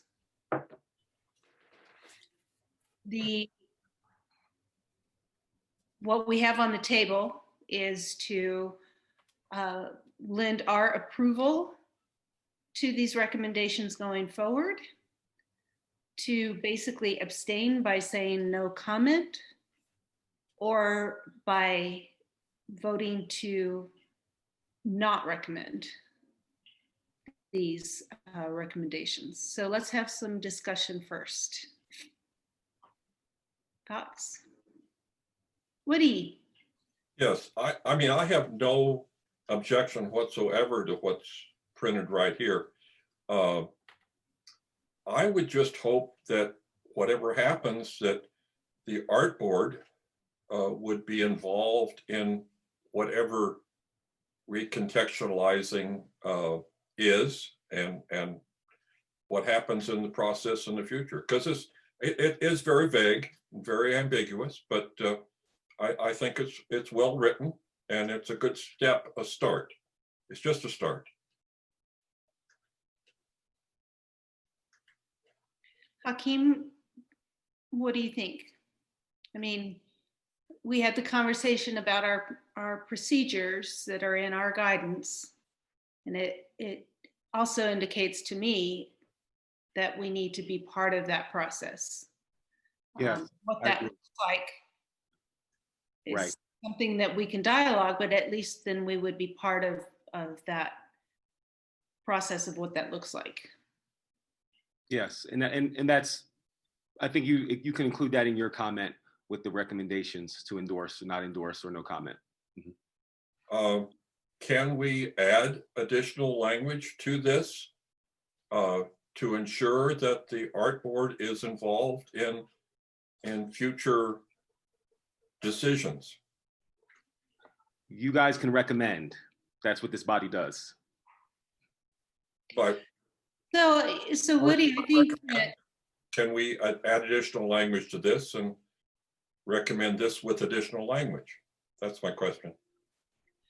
well, when I look at the letter from the project facilitation team, they did something very much like that. They said, these are the recommendations. And then they gave some opinion-like language. So I don't believe I don't think, this is Dorothy talking, not the chair, but I don't think we can change the recommendations themselves, but we can put context and our desires around that. Yes, and you guys, and this body can always communicate their desires directly to the administration and to city council as well, outside of these recommendations. So. I have a point of view. I agree with all three speakers. They were all different takes on exactly what we're trying to do. Every single one of them. And as far as Ralph's, it's how to get people involved. And that's one of the things I think the city would be very good at doing and has done to this point. I think this is a baby step, and I wouldn't modify it at all. I would just go with this recommendation. Jonathan. I just had kind of a side note question for Hakeem. I'm reading here in regards to what Ralph was saying about Hispanics being underrepresented, in these responses. So only 35% of the respondents chose to answer the question of their ethnicity. Is that correct? It is. It was an optional question. All the demographic information had to be volunteered by the participants. Okay. Okay. And so, but the second most common response was Hispanic, Latino, Chicano, Mestizo, Hispanic. But so I get there's no numbers here. Would you say, like,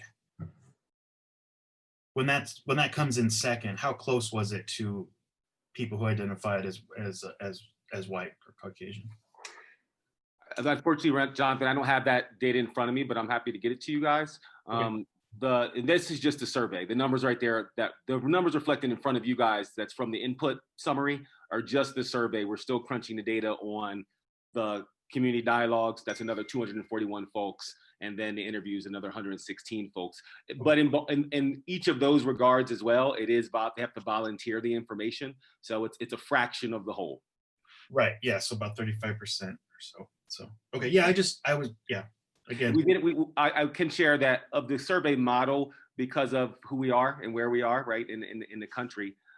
We gave folks the option. It wasn't just check one, right? They were able to check more than one, which we were working with the city's innovation team folks, who are really smart people, but they told us that did make it a little bit difficult to tease out if someone checked 3 boxes, and made it more difficult to tease out what the intention was for the person who responded.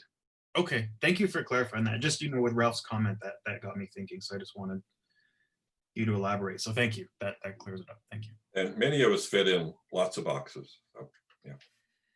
Yes. We have Ralph back on the line. So I'd like to go back to his public comment. And Ralph, you may or may not know when your visual froze.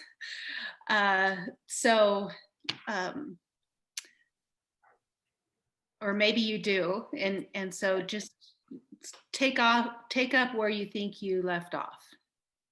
Okay. Ralph, you were talking about art as a freedom of expression.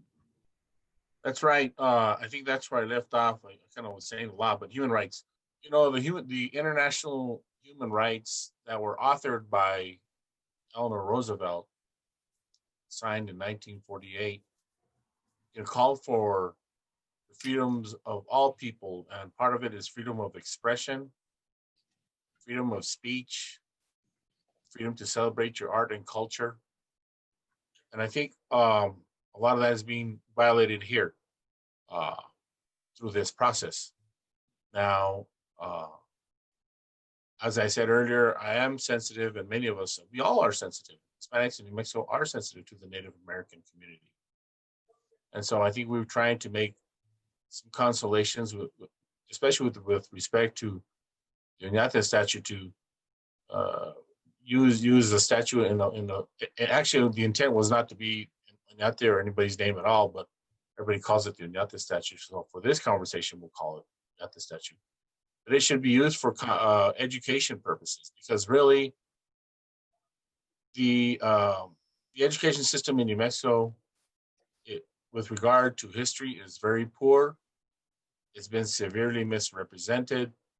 It's still misrepresented. I asked some questions to the group when I went through all 3 stages of the Race, History, and Healing Project. So I asked the questions many times. Have any of y'all ever studied about La Jornada, read a book on La Jornada or Oñate? None of them ever did. So a lot of these decisions are being made through rumor. I'll ask any of you, have any of you read a book written by a New Mexico author about Oñate and the La Jornada? Have any of you ever read a book about him or the Jornada? Yes. Okay. And I liked what Woody had to say.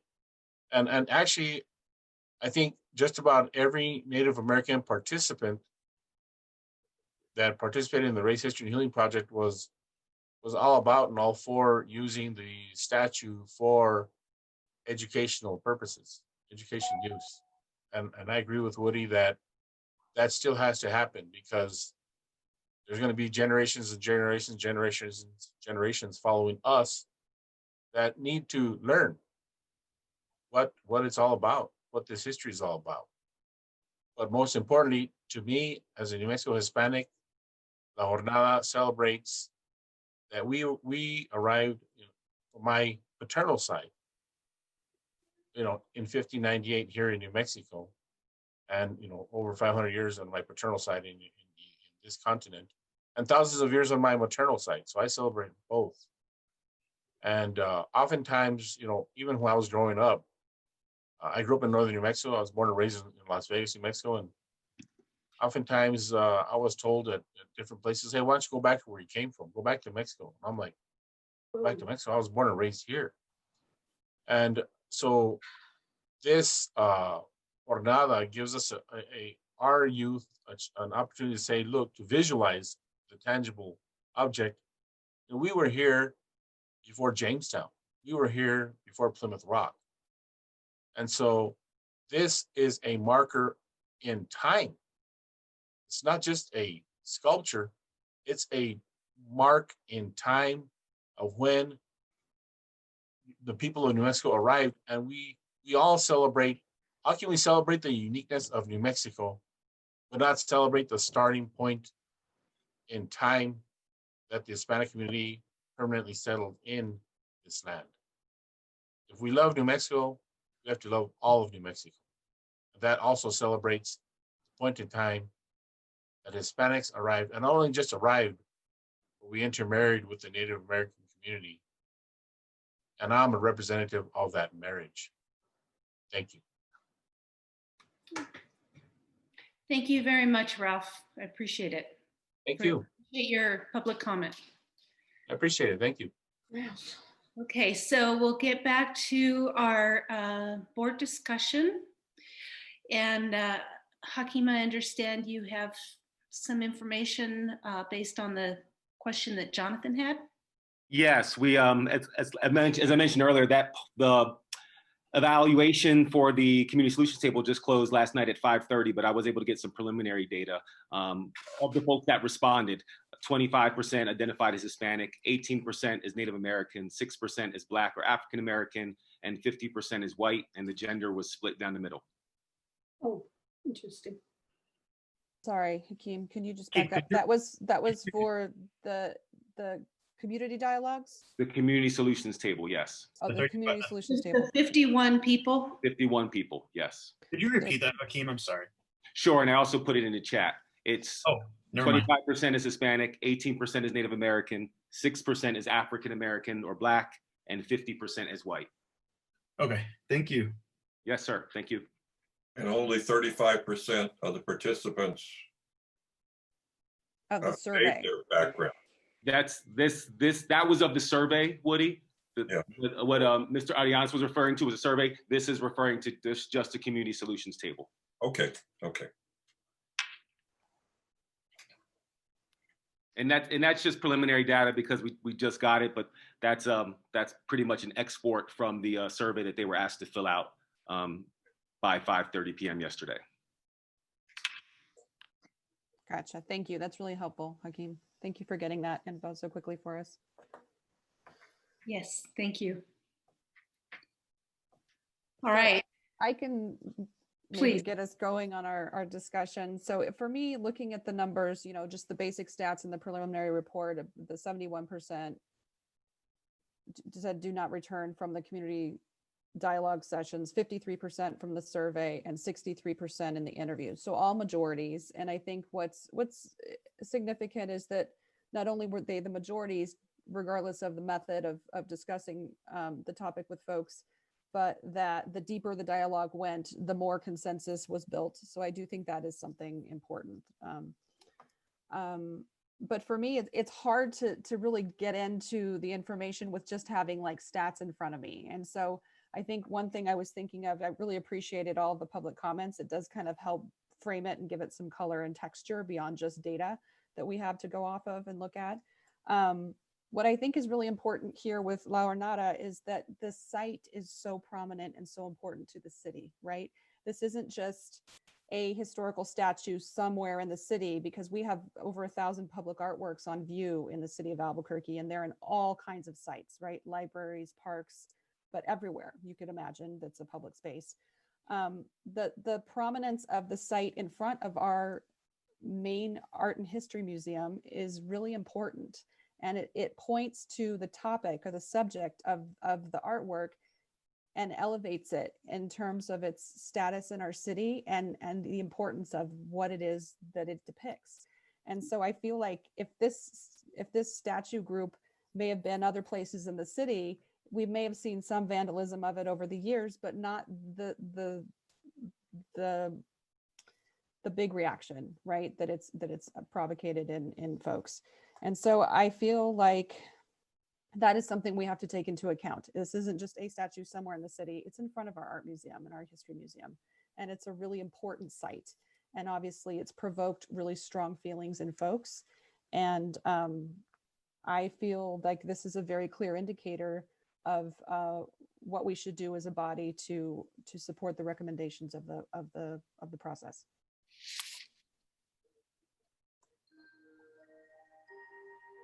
I agree with what Emily said. The prominence is important.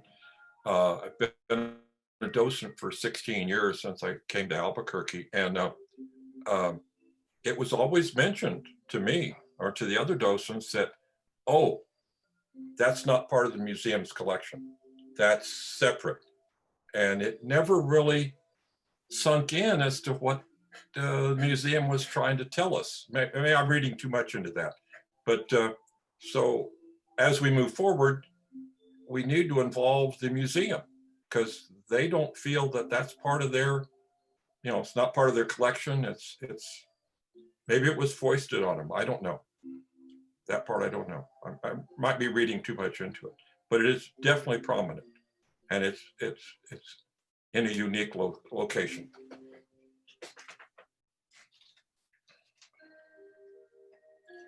I think Beverly Bendixson made it very clear where the museum stands on that piece, and would vote to support that. That's not necessarily the museum speaking. It's the Board of Trustees. It's not the foundation. It's yeah.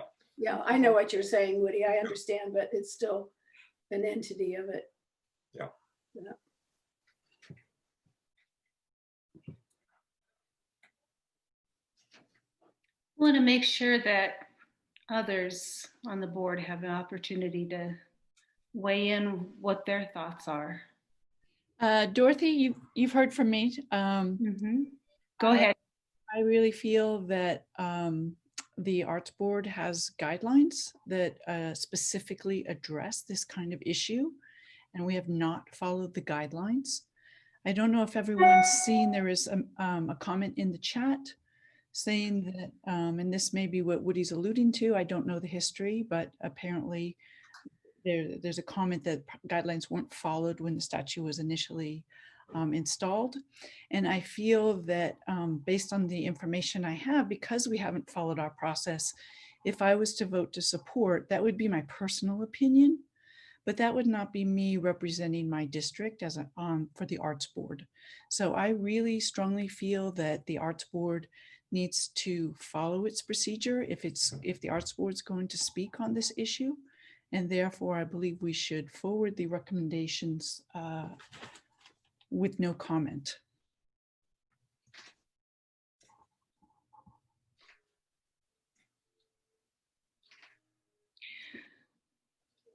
A question, Sherry. Procedural. Can we forward the recommendations as no comment on the recommendations? Oh. But add some context as to why. Sure. I didn't read what she said that way. I just said we forward the recommendations without an additional comment. Or are we saying we have no comment on it? Which is it? Well, that is the discussion, Woody. So we have an opportunity to forward the recommendations with our approval. We have the opportunity to forward the recommendations with our disapproval, or we have the opportunity to say we do not comment on these particular recommendations. And my question to Sherry was, if we chose the third option of saying no comment to these two particular recommendations, can we add context as to why? Yeah, I think that you could either come up with a statement or that it would be summarized through the discussion. Okay. And just to be clear. Other thoughts? Sorry. I'm sorry, somebody started. Oh, just to be clear, what Charlotte was saying was she recommended that we move forward with the recommendation, but with no comment from us, just literally move forward. Is that what you're saying, Charlotte? Not the third option where there's, no comment, no decision. Yes, I'm recommending the third as opposed to the vote. We can vote to support, we can vote to not support. I am not saying not support. I am saying simply forward, because we have not had an opportunity to follow our procedures as a board. And I feel that it would be personal opinion rather than a well-researched process. So you're suggesting option 3.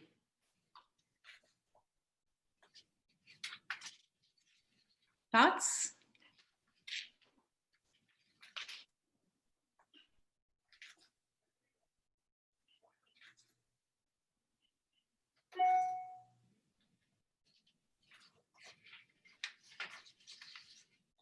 I hear a lot of thinking going on. That's a good thing. And I'm okay to give you guys some time to think. Something moving up there? Okay. I'm still a little unclear. I know how I'm going to vote, but I would like, I'm still unclear to what Charlotte is saying. I understand the questions. We have 3 options. We can reject, we can embrace, or we can no comment. Is that correct? Yeah, so I think if I can help talk through it a little bit. So on this, in the section of our, we can only work as an art board with the parameters that we're given as an art board, right? Right. There's a set of guidelines. We have an ordinance that guides what we do. So what Charlotte is saying is in our process for decommissioning, which is that whole section of the guidelines that starts on page 22. Do I have that right? 21. 21. Yeah. Yeah, I got that. Aha, yes, 21. It talks about how decommissioning or disposal would work. So we talked about the criteria for that, and this one falls under, it represents a threat to public safety, and also it has been damaged. But procedures for removal, which I think is what Charlotte is pointing to, it was on page 22. It talks about decommissioning will be notified by reasonable means. The artist shall be invited to speak at the meeting. And the staff of the public art program shall prepare a report to the Albuquerque Arts Board prior to the consideration of the request for decommissioning of a work, including, and then there's a list of 6 things that the staff report would include. And what Charlotte is saying is we haven't done that. Instead, we've gone through the RHH process, which is sort of an add-on because of the special circumstances. But the only report we're getting as an arts board before considering is the technical report we received from Sherry, which is helpful, but it's not as comprehensive as what our guidelines tell us that we would normally do. And I guess my question is, would we have, if we vote on this, is there we're effectively voting on decommissioning, but we're not in fact decommissioning. Is that right? We don't have the ability to do that. That's not that's the city, the councilors. That's why we're sending them this information. But that is part of our process in our guidelines, is that we prepare all this. Right. What she's saying for the city. Right. But we're not making the decision. We're not saying no, but it's coming down and it's going here or it's going there. We're just saying it's coming down. Right. But so that's tantamount to our board. I mean, Charlotte, tell me if I'm putting words in your mouth. I hope I'm not, but that's tantamount to our art board saying that something should be decommissioned, recommending it. And so I guess the question is, I don't have any problem with that then. Okay.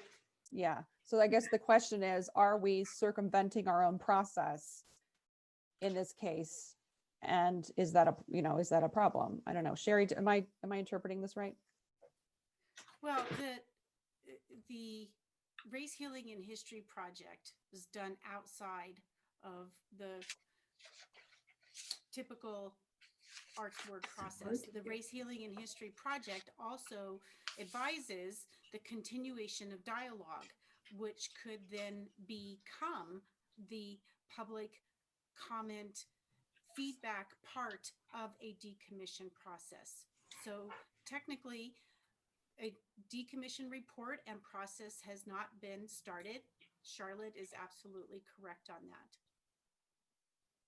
So does that imply that this vote is not tantamount to decommissioning? The decommissioning would actually come later and that process would follow our guidelines? Yeah. Right. And I just want to emphasize again that the decommission process identifies lots of different options with lots of different information that you don't have in front of you. And it does not mean that the fate of an artwork is predetermined. It's a process. And we, the public art program, the public art board, has not been through that process. So this is just recommendation for a direction. It's the fork in the road, but decommissioning is further down the road if we take this fork. Right. And if the rest of the recommendations, as they have been submitted, go forward and everyone is in agreement, then it will come back to the arts board and the public art program to begin the structured process that we have in place. Gotcha. I think that's why I said I approved of this language if we add some kind of statement that says that the art board intends to be involved in any future decisions that are made. To Charlotte's point, however, it does say that the Oñate statue will not be returned. That is a decommission action. We haven't done our actions to support a decision like this. I mean, that is true. How we choose to respond to that is still our choice. Where it says it wouldn't be returned, it means it wouldn't be returned to that site, correct? Correct. Well, that doesn't meet the definition of decommissioning, does it? Yes, it does, Yes, because it's been yes. altered. That would mean that Oh, it's because been it's altered, because it's been separated from, gotcha. Okay. You can move it, change ownership, any change at all is technically a decommission. Right, because we've got a group. I mean, if we have a normal public art statue, a single statue that we could just move to a different location, that wouldn't be decommissioning it. But in this case, because it's a group and the rest of the group is there, moving just Oñate, and not putting him back is effectively altering the piece and decommissioning. Do I have that Because right? we're changing the intent now of what the Of artist, the whole artwork, yeah. right, what they went in when they created it. Right. But just for clarification purposes too, every work of art that is site specific, before we move it or alter it, we go through a decommission reporting process. And that was not done. Every time we move? Anything that was commission site specific. Yes, we buy paintings and prints and we move them in city facilities all the time. But a sculpture, an outdoor sculpture that was site specific, commissioned for that site is beholden to the VARA Act. Gotcha. Okay, thank you. But circumstances happened and things have changed. I mean, the decision's been made outside the art board. Well, and going back to what Charlotte's saying, in our comments, we have someone who says this project was already created by failing to use our guidelines. So I think coming back to that comment from the public right there and what Charlotte is saying is that this mistake has already been made once back in '96. Is that something that at this crucial moment, I think Charlotte is pointing out, do we want to move forward without following the guidelines? Because essentially it is, like we said, a type of decommission because it's site specific. Right.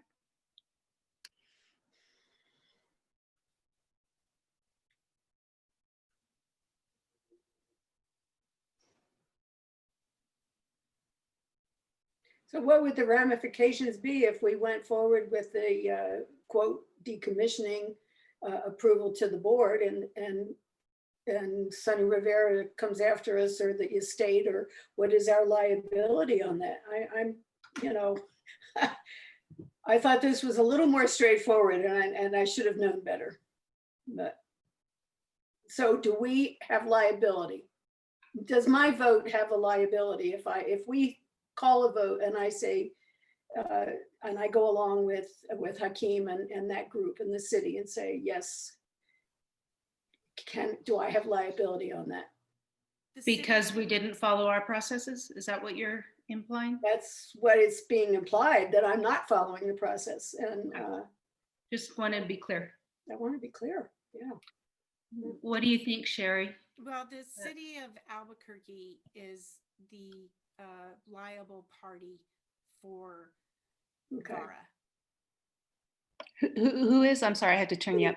The city of Albuquerque. Okay. I'd like to know what Christopher's thinking.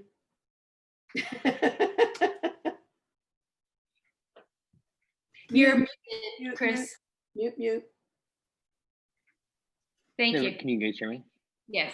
I think Charlotte and Jessica are bringing up a really great point with not following the procedures initially back in '96. Why would we not want to follow the procedures now?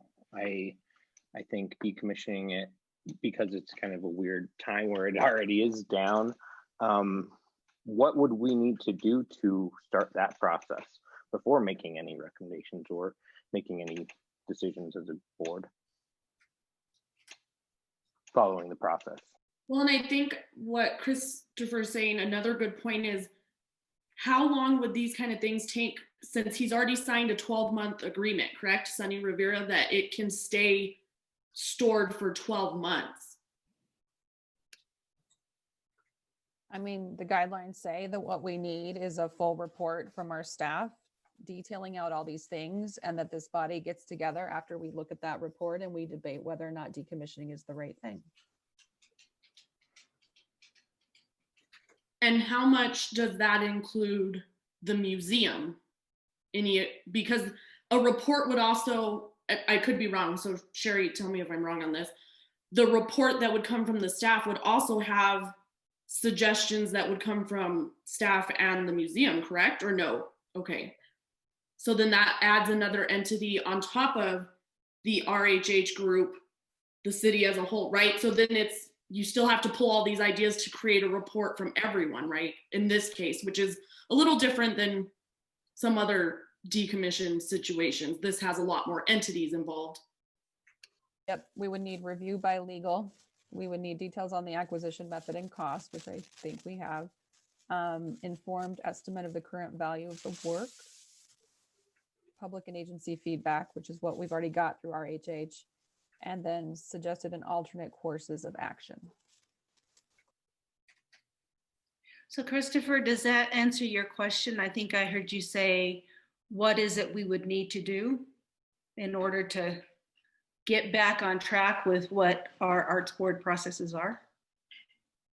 Exactly, and how long would that take for us to create this report? Yeah, Sherry, I guess you're the one who could tell us that. Like, what would your time estimate be to compile that? Well, the technical factual information can be brought together very quickly. The part that's going to be more elaborate is going to be the public and agency feedback. And so we have some public feedback, lots of reports that can be integrated in.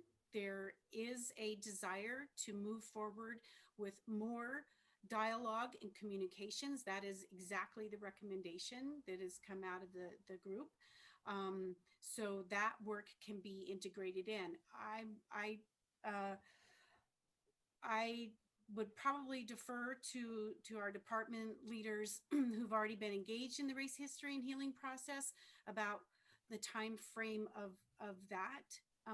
But given that we would be coming up against our 90 days out from the end of the 12-month approval that Sunny has given, we would probably want to try to have the board come to some resolution about this, or at least be well into the process for sure by March. I guess I'm a little confused about why the existing body of information produced by the RHH process wouldn't meet our threshold for public and agency feedback. It could. I mean, it's certainly a robust process that could go in, and if that's what the board wants to utilize, then we could put that in there. But there's still other stakeholders and entities that will be involved in discussing this after today's meeting, and that includes the administration, the city council, and depending on how the community intends to further the dialogue. So it almost seems that the board should take up initiating a decommission report, going through the process at another board meeting. And so, Sherry, if I understand correctly, what you're saying is for us to have a comprehensive scope of public and agency feedback, it would actually have to go beyond what RHH has already put together to include the mayor's administration and city council before we would vote. Mm-hmm. Gotcha. Does somebody need to make a proposal? Well, I want to continue hearing from people we haven't yet heard from. Julie, what's your thought, if you don't mind?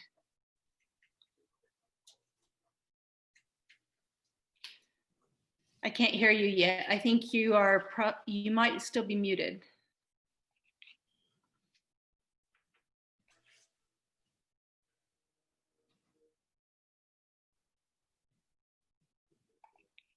Do you see anything on your end, Sherry? Okay.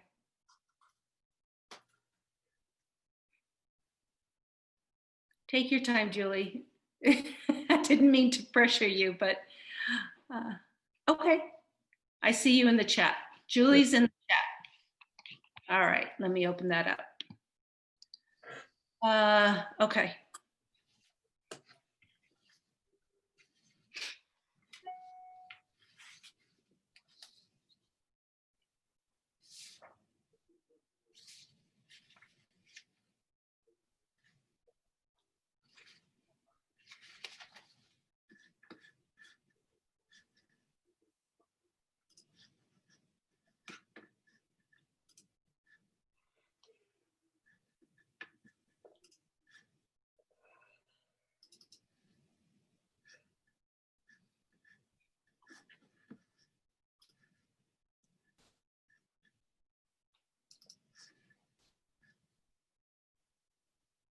I don't see any chat yet from you, Julie. I just see all chat here.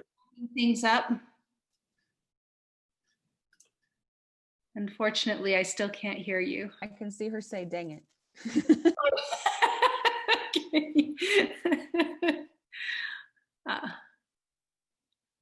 Okay, we should continue talking. I need time. Okay. Got it. Thank you. No problem. Okay, you guys, so. I have a question. I had heard, and I had heard, it was a very contentious move when they first did it. Mm-hmm. When they first put that on. Does anybody have any history of that or no? So, do you know anything about that? I know it was just, that's why the museum is kind of disowning it, because it was kind of rammed down their throat in a way. I have a close relationship with Ellen Landis. Excuse me, Ellen Landis. She was the curator of our okay, museum. sure. And so she and I are very dear, close friends. I worked for her for a number of years, and then we've remained close for about 20 years. She did give me some of the background, and I think characterizing it as the folks who put the statue, who commissioned the statue and put it in place, definitely circumvented the process. There's no question. Yeah. And Peg, I just want to make sure you remember or know that 1,150 pages of the project history was made available on the city's webpage over 3 months ago. So it is all very much documented in those 1,150 pages. Yeah.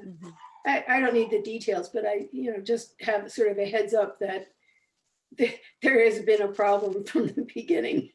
Yes, very much. And maybe as an arts board, we should try to pay attention to some of those issues.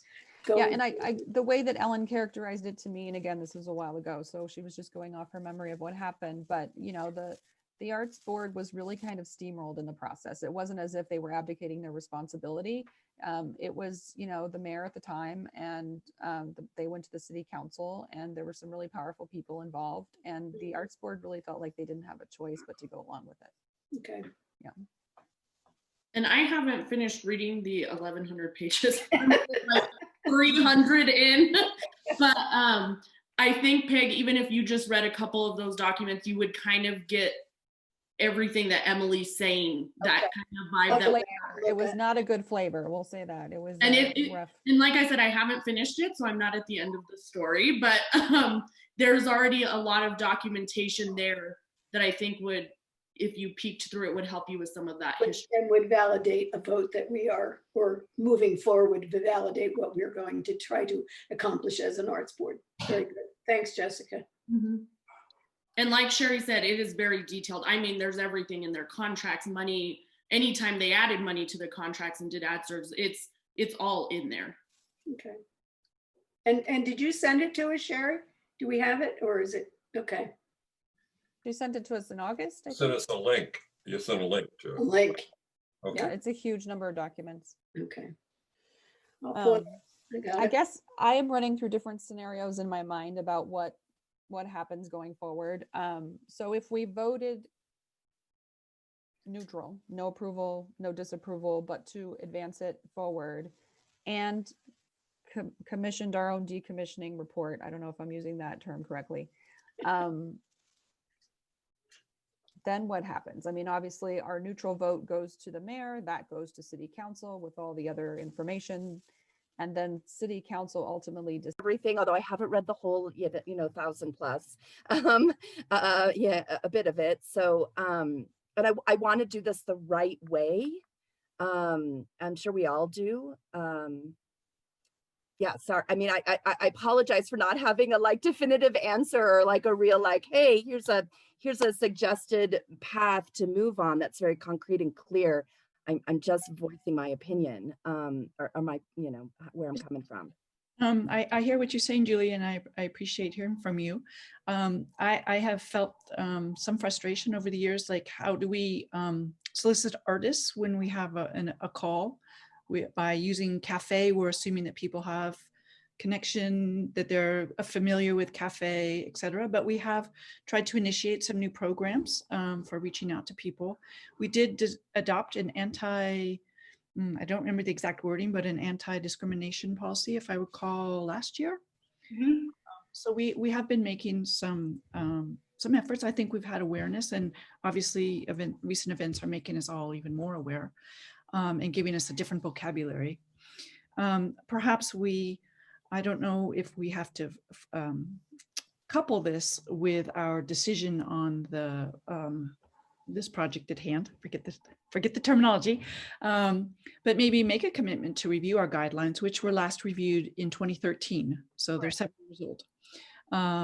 And then also put on the agenda for November to initiate a decommissioning review so that we're prepared when and that we could particularly if the city came back and said, okay, this is what we decided to do, then that puts us in another awkward situation. It's like, okay, so this is not in our guidelines. What do we do now? But if we had the report prepared, then we'd be able to say, okay, well, maybe this jives with the two directions, and we can follow our own procedures while also following what resulted from the city's conversation and dialogues. So one thought I have is, we're here together now. I don't think we could authorize a decommissioning report despite the fact that we're all here together today because it wasn't on our agenda. That's Do I have correct. that correct? Yes. So that's why we would have to do this at our next meeting. If it's, I feel like that's something we have to do. We should just do it like at our next meeting. I feel like that's an important agenda item. But I think, you know, if we were to forward this with a neutral vote, so to speak, with no vote up or down, do you think we could have come to a consensus on a comment or a statement that we could provide with that to explain why we were doing that? However we vote, I agree. We need some kind of addendum to it that says the art board wants to be involved in any future decisions. Mm-hmm. You know, can I ask if decommissioning is the right term? They're talking about recontextualizing. Well, I guess that's sort of decommissioning, but I guess the question I really have is, does anyone on the art board disagree with the recommendations in spirit? Not for technical reasons, but in spirit. Does anyone disagree with it? No, I don't. So I have personal opinions, but I'm not sure that's the right question to be asking the board in general. It kind of goes back to my whole, what would I base that decision on? That my personal opinion? Well, do you find that what the RHH process to be valid, and do you think it's compelling information for us to take into account? But it's not like a process that we follow according to the guidelines that we have. It's interesting information. I guess it would be along the lines of public comment. Mm-hmm. But we don't then forward recommendations to the city council based on public comment. I guess it goes back to this whole, it's like there's two structures operating side by side, but I'm not understanding where they hook up. Right. And so when getting to what I was asking Hakeem about into the future of integrating the art board. So our guidelines may or may not be adequate, but they are a structure. And the dialogues, community dialogues that have happened so far fit into that, but it's not sufficient because there's this other information that we need to have and ask for the report, etc. Julie said something I think is really important that's bothered me through this whole process is, are we setting a precedent to go around our own processes and sort of say, okay, another entity did certain things that were not congruent with the arts board expectations and commitments. I don't know that we are, but that doesn't mean that the work that has been done so far cannot be folded into that process. I mean, I think. Right. I mean, I think as a board member sitting here, I never am voting based just solely on my own opinion. Obviously, I have my own opinion, and that's why I was invited to sit on the board. But I am spending taxpayer dollars when I recommend projects forward, right? And the reason we are a body of many heads, literally right now, is that we are here to represent the collective of the city, because these decisions should not be made by one person. And the reason our membership is constantly revolving, we have people coming in and off this board all the time, is for the same reason. We're more likely to get it right. So if somebody hands me a report where, 130 hours of public conversation and dialogue has happened in a very facilitated, thoughtful way, I am going to take that into account. I think that is useful, and that serves the city of Albuquerque, not just me making the decision, but our whole city, because that's a voice, right? That a lot of people don't have. I'm just lucky to sit here and have a voice. So I'm definitely going to take it into account. I guess the reason I asked that question was because what I'm wondering about is, if we were to craft some sort of statement to explain ourselves, what might that statement look like? That's just all what I'm getting at. I do want to point out that Suhan put a comment in the chat, and I'm going to read it. May I suggest perhaps decommissioning a decommissioning report from the staff would actually help to move the process along with the city council so that they could vote yes, no on RHHP recommendations with more information. Also, why can't someone move to request a decommissioning report as part of the existing agenda items? So Suhan, to answer your question, we as a public entity have to post our agenda publicly. How many hours is it, Sherry? 72 hours in advance of the meeting. So we can't add agenda items on the fly during the meeting because we haven't told the public that we're going to take that up as a discussion, and the public has every right to know what we're going to discuss and to show up if they want to be here for it. So if there were people who were specifically interested in this decommissioning part of it, we need to give them a heads up so that they can be here the way you're here. I hope that answers your question. So Emily, does that also include, since it's already on the agenda, that we would have to vote yay, nay, or neutral then, right? We have to do one of the three today? Those are the actions that we're here to do today, one of those three. So actually, Emily, let's ask Sherry that question. Because I don't believe we have to vote one way or the other. Oh, right. That's, I mean, the task before us is to take up one of those three things. But if we decide at 1:15 that we're nowhere near being able to vote, yeah. I won't, because she's got the expertise. Hopefully you can hear me. We can hear you. Okay. Yep. Procedurally, with Robert's Rules of Order, it would be, you would have to take a motion to table it if you don't want to take action. So that is an option for us. And as I said at the beginning of this meeting, I acknowledged that we haven't had dialogue, that we've received a lot of this material very recently. If we need to take the time, that is an option. We could get together in a week. We could get together whenever we need to. So that, thank you, Jessica, for asking that. I just think it's something to point out that I'm not sure who mentioned it, but we haven't really discussed amongst a board. We've kind of been in the dark, right, this whole time, and then we just got the material thrown at us. All we had was the history to look at, and we haven't really, so I didn't know, someone kind of brought it up if that was even an option to give us time as a board to kind of hash that out. And then, so that's the only reason I mentioned that, basically. No, I think that's an important point. I'm not going to force this down. I mean, if we need to take the time, we need to take the time and have another dialogue. And I think that's acceptable. And I don't necessarily see that as slowing down the process, because I'm not asking that we would have 2 months to think about it. You know, if we need to take a week or a week and a half or something like that, that's acceptable.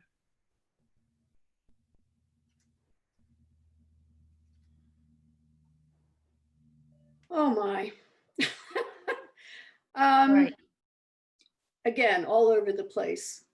I thought I was getting on to vote on race history and healing project, which I am ready to vote on. And I know how I'm going to vote. All this other, which I think is hugely important. You know, I really want to keep going on this, but I want Hakeem, Alicia, and the mayor to go to the city council and say, we got to get started. We got to start right now, and let the others fall. Let it fall where it may. We can continue as we're not responsible for the world. We are responsible for the 10 of us, the 8 of us, whatever, to move forward. And we can do that. We can do it next week. We can do it next month. But I want Hakeem and Alicia to go, and the mayor to know that this board is standing behind them, the Race History and Healing Project. And that's as far as I'm looking.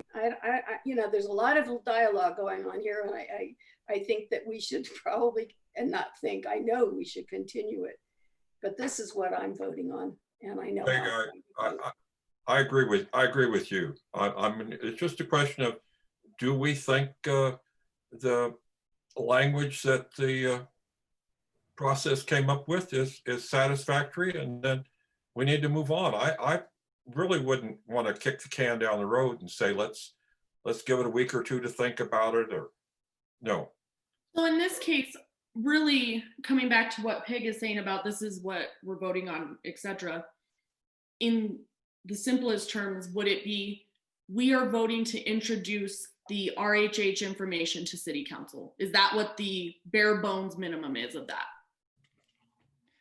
It's going to go to City Council whether we. No, I think it's a little different than that. Go ahead, Woody. I'm sorry.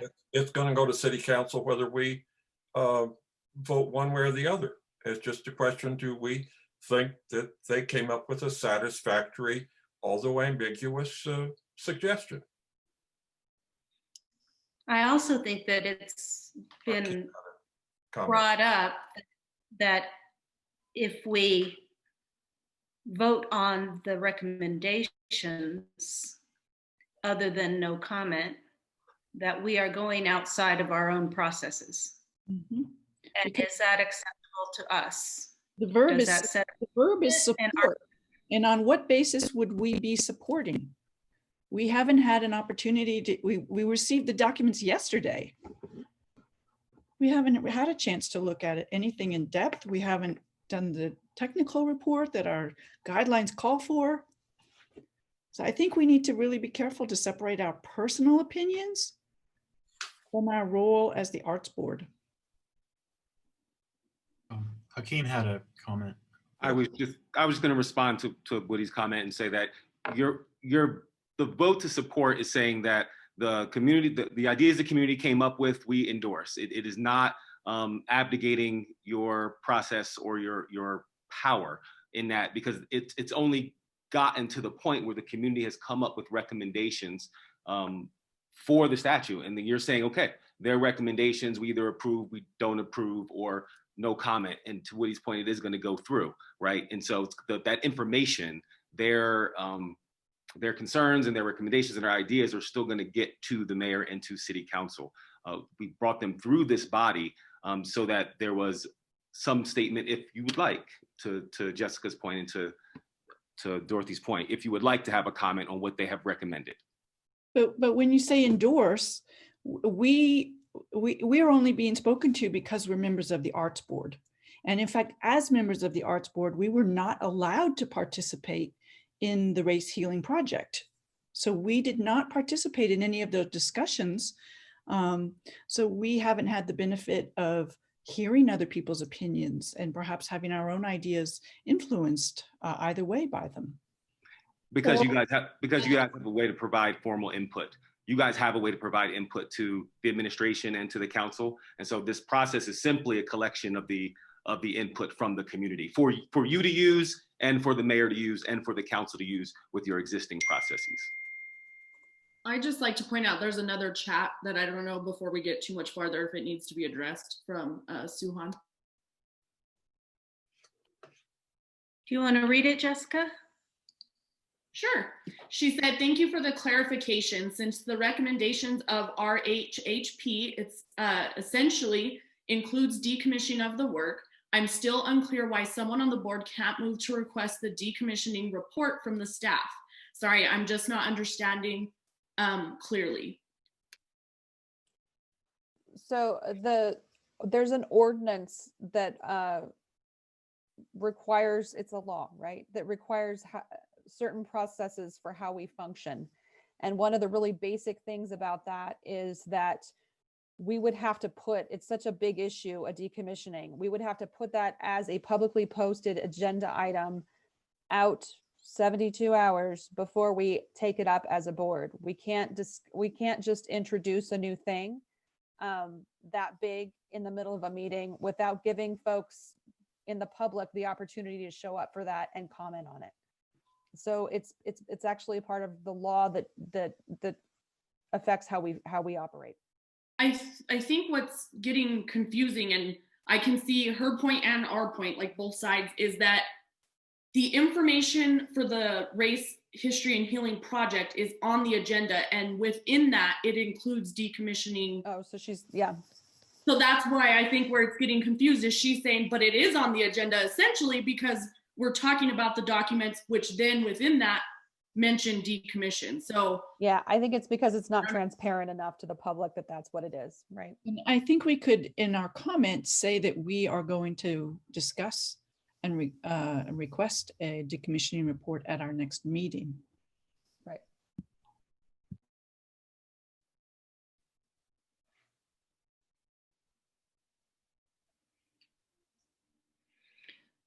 And also that we will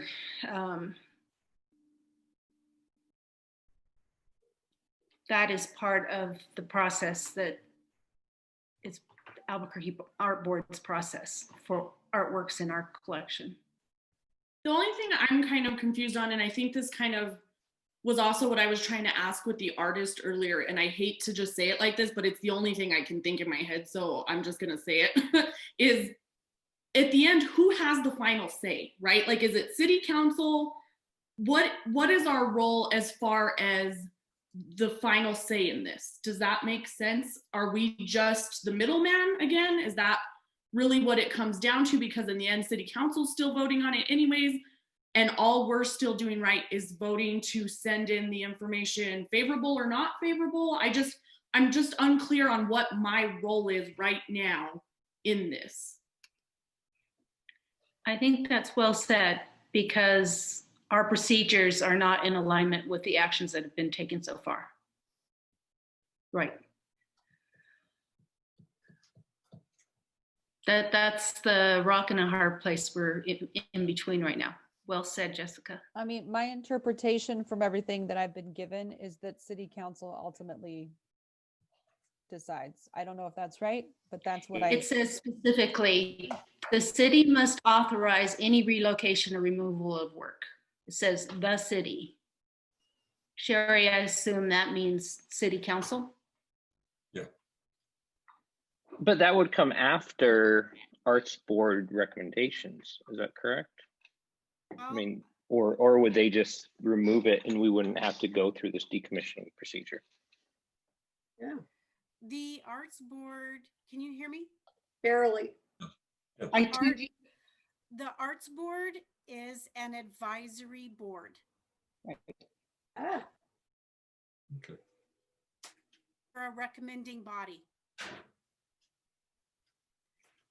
In a situation like this, depending on a lot of other context, we don't know exactly which I don't know.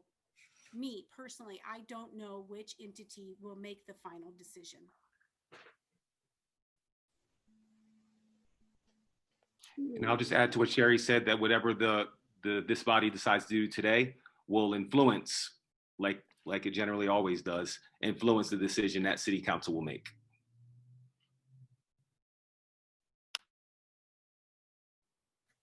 Okay.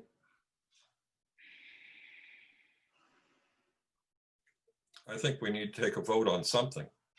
So let me ask you guys this. Even though we haven't done this report, do you believe that getting this decommission report from the staff would substantially change our recommendation? That is, there was a lot of work on the public comment. The things that are not included are the informed estimate of the current value of the work, you know, a lot of the details behind it.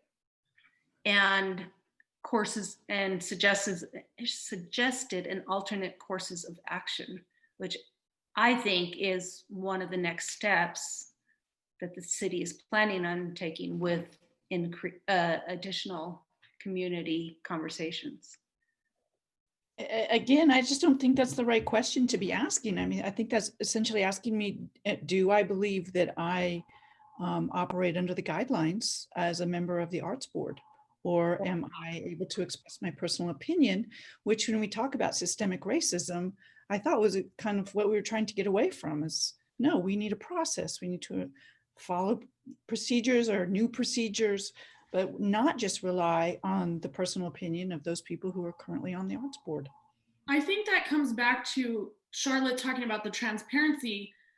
Well, then if that's the case, why can't we motion to get the decommission report? If we're going off of some guidelines, like if we're straying away, well, then why couldn't we ask for that? I mean, because, and the only thing that's just sticking with me is that the years of people being upset about this and the comment that we got earlier that said, this has already been strayed away in the guidelines when this program, when the program made this piece, it already strayed away, and that has been an issue for years. So are we going to repeat history is the only thing I see in that. That's different from what I personally feel. I just think that that's been something that's followed this project while the city didn't follow their guidelines. And of course, being that we're a government entity, people are gonna love to mention that because the guidelines are supposed to be transparent. So I worry about why it sounds like at this point to me, picking and choosing. So why can't we pick the report, but we're gonna go this way? I don't know. I just think if we want there to be less issues, we need to be very transparent, even if we have to have some sort of quick turnover or whatever the case might be. And that's, again, me separate from my personal opinion. I kind of already know where I think it needs to go, but do we need to go through the processes? Not just under the. So I'm going to open this up to some of the people again that have been thinking. So I'll just go in line with what I see here. Jonathan, do you have any additional comments, thoughts? Not outright. I will apologize for some of my silence. I am wrestling with this heavily and very, very personally. So, and the broader picture, you know, representation on the board in the city. So it's a lot for me. I'm going to be honest with you. So, representation of Hispanics, let me clarify that. Or Chicano is how I identify. Yeah, so I do have a lot of opinions about this. They boil to the surface at times, but as a professional, I'm keeping those down and embracing my role as an arts board member and looking at that bigger picture, right? I have my own personal opinion, and it is 100% steadfast in one direction. But with everything provided, everything I've looked at, and the public comment, I will say that I am still in that direction. So I am ready to vote. However, as an arts board member, my duty, I realize if we need to step back and do this the right way for transparency so that this entity or this body as a whole, what's the word? I guess when the decision is reached, you know, we've done our job to the best of our ability. I think the transparency is important. So I am willing to step back, but also I am willing to vote right now. Just throwing that out there. And I think I would agree with Jonathan. I think that's said perfectly, and I feel the same. Sorry to talk so much. So I'm gonna go, Charlotte, go ahead, and then Chris, I'm gonna ask you to weigh in. We talked about a statement. So possibly if there was a neutral vote, something along the lines of the recommendations suggest a decommissioning of the artwork for which the Arts Board has. What? Lose me? I lost you. Start over. Okay. We have talked about possibly having a statement, and I was just going to propose, if there was a neutral vote, a statement that ran along the lines of these recommendations suggest a decommissioning of the artwork for which the board has a specific process that has not been followed yet. We want to avoid expressions of personal opinion and suggest that we initiate a decommissioning process at our next meeting. I think Hold that's that beautifully thought. stated, Charlotte. Christopher, please go ahead. I've been really wrestling with this, and I was ready to vote even before the meeting, but a lot of the things that have been brought up, number one of them being transparency and process, and I'm kind of a stickler for process, and I don't want anything to come back that we made the wrong decision in this process by just saying we agree with the race, the RHHP. and that's really important work that they did. But I do think that we need to follow that process. And so I think, Charlotte, what you just said, I would vote for. I think we do need to take a look at our policies and procedures and make sure that they're up to date. And that's how I'm feeling. Christopher, thank you. Let's see, Julie, I'm going to let you have an opportunity to weigh in again if you'd like.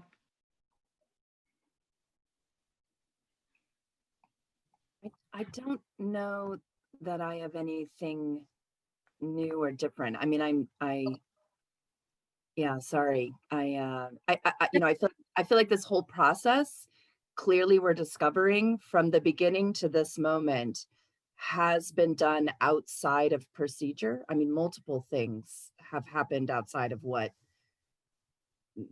is written down. And so it makes it extra complicated. But I think I'm ready to vote. That helps. So I'm going to peg anybody, Jessica, Emily, just a little bit more discussion if somebody wants to say something, and then I'm going to ask for somebody to give a motion. So anything more that anybody wants to say, Emily. Jonathan, you go first. You talk less than I talk. Okay. That's fine. I will just second what Julie was saying and a bit of Christopher as well. Like when I received the report for the RHHP, again, I don't want to say right now, I don't want to disclose that, but it didn't really affect me either way. I mean, and that's right, that's not the right word. It did. I mean, I took in the results and let's just say it solidified my direction, and I won't disclose what that is right now. So yeah, I did take that into account, that public comment. And I have read everything, and I obviously have my own personal feelings, which I have set aside. So with that said, I just want to note that I am ready to vote, but if we were to table or go in another direction to hold this off, as an Arts Board member, I'm a team player and I will do that as well, but I can't say it's going to change my vote in the end. So. Emily. So my thought is, if the missing piece of our process here is the report, I'm trying to understand, the spirit and intention of the procedures. Like, why is the report an important part of this procedure?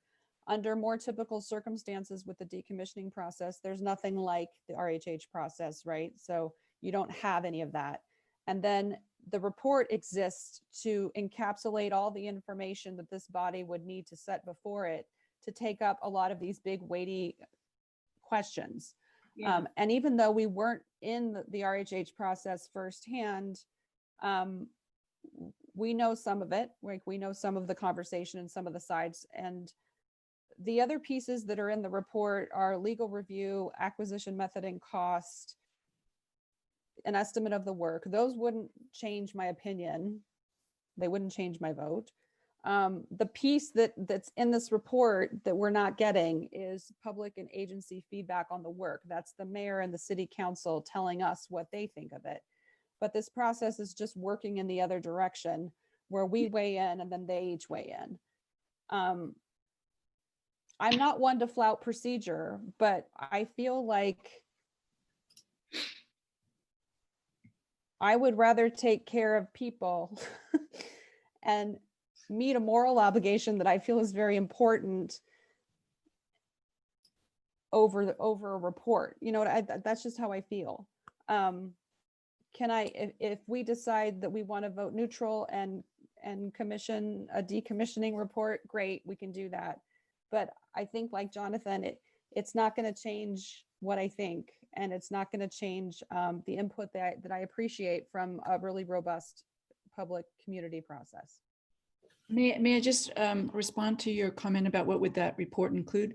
Well, the process would include discussions with the artist, for example, who's, I guess, unavailable, so was not able to weigh in today, but does have some strong opinions, I understand, on on this that maybe aren't consistent with the recommendations. And then we would need agreement on what the reason for removing the art is. I know you spoke about violence, but the violence was against just one part of the sculpture, whereas I believe the recommendations are suggesting that the entire piece be removed. So I don't know that we even have agreement on why we would be, other than personal opinion, I don't think we have agreement on why the piece would be removed. Hakeem. You're on mute. Your sound. Sorry about that. No, I wanted to point a clarification. The recommendations do not say for it to be removed. It says for it to not continue to exist as is, using the words of the facilitators in the facilitation table. But that what as is, excuse me, pardon the pun, has yet to be decided. I apologize, Hakeem. I think it was the museum that requested that the entire piece be removed. So I apologize. Though the wording does suggest that the entire piece could be removed in my reading of it. It could be, but that's doesn't mean that it would be. I see our vote today as just agreeing or disagreeing with what the process came up with. Okay. I do just want to mention something that we had talked about that just on the record, I want to say is that I don't know if we need to say that if we do decide a neutral vote and put it as a comment. I don't know where it needs to go, but I think that we really do need to, as a board, with times changing, whether it's, from here on out, we need to look at the guidelines. I think it needs to, I just want to say on the record, I think that needs to be addressed. So if that means that, we took a neutral stand and we commented to city council, I think we need to say something in there with the board looking to amend some of the guidelines, etc. I just think that's important. All right, anybody else have a burning desire to speak up before I ask somebody to provide us a motion? I just wanted to say, I think what Jessica said, we should go on either way, whatever way the vote goes. Just an addendum to it. Anything else? All right. I'll ask somebody who self-chooses to step up and provide us a motion. I'm so far out now. we don't even know what to move now. I'll move to accept the wording that the commission came up with. Woody, I'll second that. I'm sorry, which option is that? Well, option one. That's vote to support. 1, 2, and 3. Vote to support? To support. I second. So we have a motion and a second to support the recommendation. Comments, discussion. I'm ready Anybody? to vote. All right, Sherry, I think we're ready to vote on the motion. Okay, given that Woody made the motion and Jonathan seconded, I will call roll call for everyone else for either in favor or not in favor of the motion. Dorothy? No. Emily? Yes. Jonathan? I'm sorry, Julie? Yes. Jessica? Yes. Christopher? He's on mute. Your sound's off. Yes. Charlotte? No. And Peg? Yes. That motion passes with 5 in favor and 2 against. Sorry. All right. I have a question. If that's the way the vote's going to go, I would really like the people who did not vote in favor of it to maybe in writing say, you know, their reasoning. Because that thing about the city council vote, I said, I have no idea why the people voted the other way. Now, I think I know, but I would like to see it, and maybe they can just submit it to the next board meeting so that we have it. But we are in a public forum. Oh, okay. And So- Dorothy, I just want to clarify that I totaled up the verbal yeses, but that is actually 7 in favor and 2 opposed because of Woody and Jonathan. Oh, okay. Okay. All right. Jessica. So Dorothy, going back to what I mentioned before, and I'm not sure exactly how we get something on our agenda for the next meeting, can we start the process to look at our guidelines? Because I still think change needs to come with this. I think that in our case, we kind of had to become the poster child for this, right? Because it's our public art piece that this incited violence. And so I would really like for us to start thinking about those guidelines and how we can help the community in our public art process and the transparency. So I just don't know how we can add that or what we can do. Not follow the guidelines. Why improve the guidelines if we just voted, no, we're not going to follow them? Well, I think the point is that we find ourselves in a situation, you know, sometimes the moment finds you, and in this case, it found the art board, right? And our guidelines are not serving us right now. Can we make them better? Yes. Should we make them better? Yes. Do we have an obligation to make them better? Yes. So that the next group of people who sit in the chairs where we're sitting are better served than we are right now. And I think something else too that it's kind of hard is these guidelines are meant to fit one size, right? Like it's supposed to fit all. And this is a case that it's kind of hard to say that this just fit everything, that it fit everything we need it to in a decommission or for moving forward. That's the only thing that, I mean, I definitely think we need a transparent process. We do. It's just hard in this case when we're supposed to help serve the community also. And the community has spoken. The community has went to these sessions with the race and healing group. So how can we find, I mean, I'm not disagreeing with you, Charlotte. I just, it's a hard ground to find is what I think in this case. I think I could also, you know, I'm going to be a little more honest and say, I feel like before we got to this point, we could have known that we were being a little bit set up for this conversation, right? And I don't want a future situation where that happens again. So let's fix that. Can we take a vote on something like that?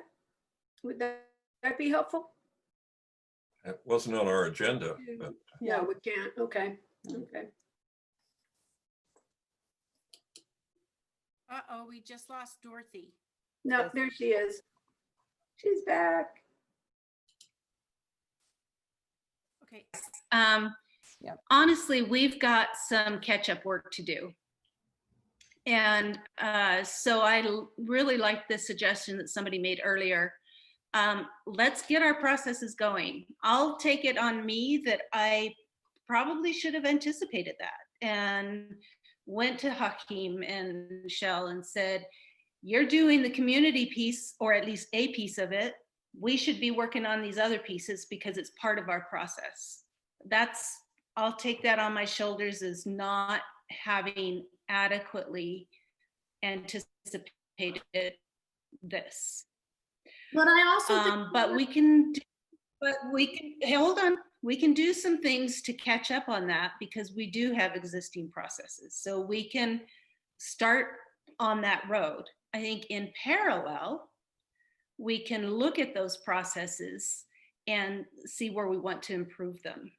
What I would propose we not do is say we have to do those improvements before we can get working on following the processes that do exist. So, you know, if the city continues with further dialogue because they move forward with those recommendations at city council, that's still part of what we believe is part of our process, is that community dialogue. But we can do some of the technical background that's in our existing processes to get the information that would support further decisions. So I think we run both in parallel. So Dorothy, you kind of suggesting like a restructure in motion, not holding off on something to restructure or to take a second look at something. Let's see. Let me rephrase it and see if that matches what you're thinking, Jonathan. I think we have existing processes that there's a lot of goodness in them. They may not be perfect. Let's, at our next meeting, say we're going to request this decommissioning report and start working on those procedures, hopefully in concert with what continues with the city, that we can merge those two initiatives. Those who are passionate about looking at our processes and our procedures and updating them, that work can go on now too with those people that want to do that work. What I would suggest is that we not say, oh, we can't enter into this process at all until we have those updated procedures. Okay, yeah, that's what I was trying to say. Thank you. Good. So are you suggesting a subcommittee meet or a small committee meet and present to the board? We just what we might be looking at, not that we have to look at it, because we could do another 5 hours of sitting here and going on and on and on. Right, Peg. So what I was trying to suggest, tighten it up and be presented with something that. Yeah, I think that this is an agenda item for the next board meeting. Okay. I think both of them are separate, but both are important agenda items for the next board meeting. One, let's get going on our role that we're supposed to be doing for decommissioning process. And two, let's get a subcommittee together who wants to work on any improvements. Okay. And the next board meeting is on the 18th? So Jessica, I'm sorry, I want to invite you to, did I misrepresent anything that you were trying to say?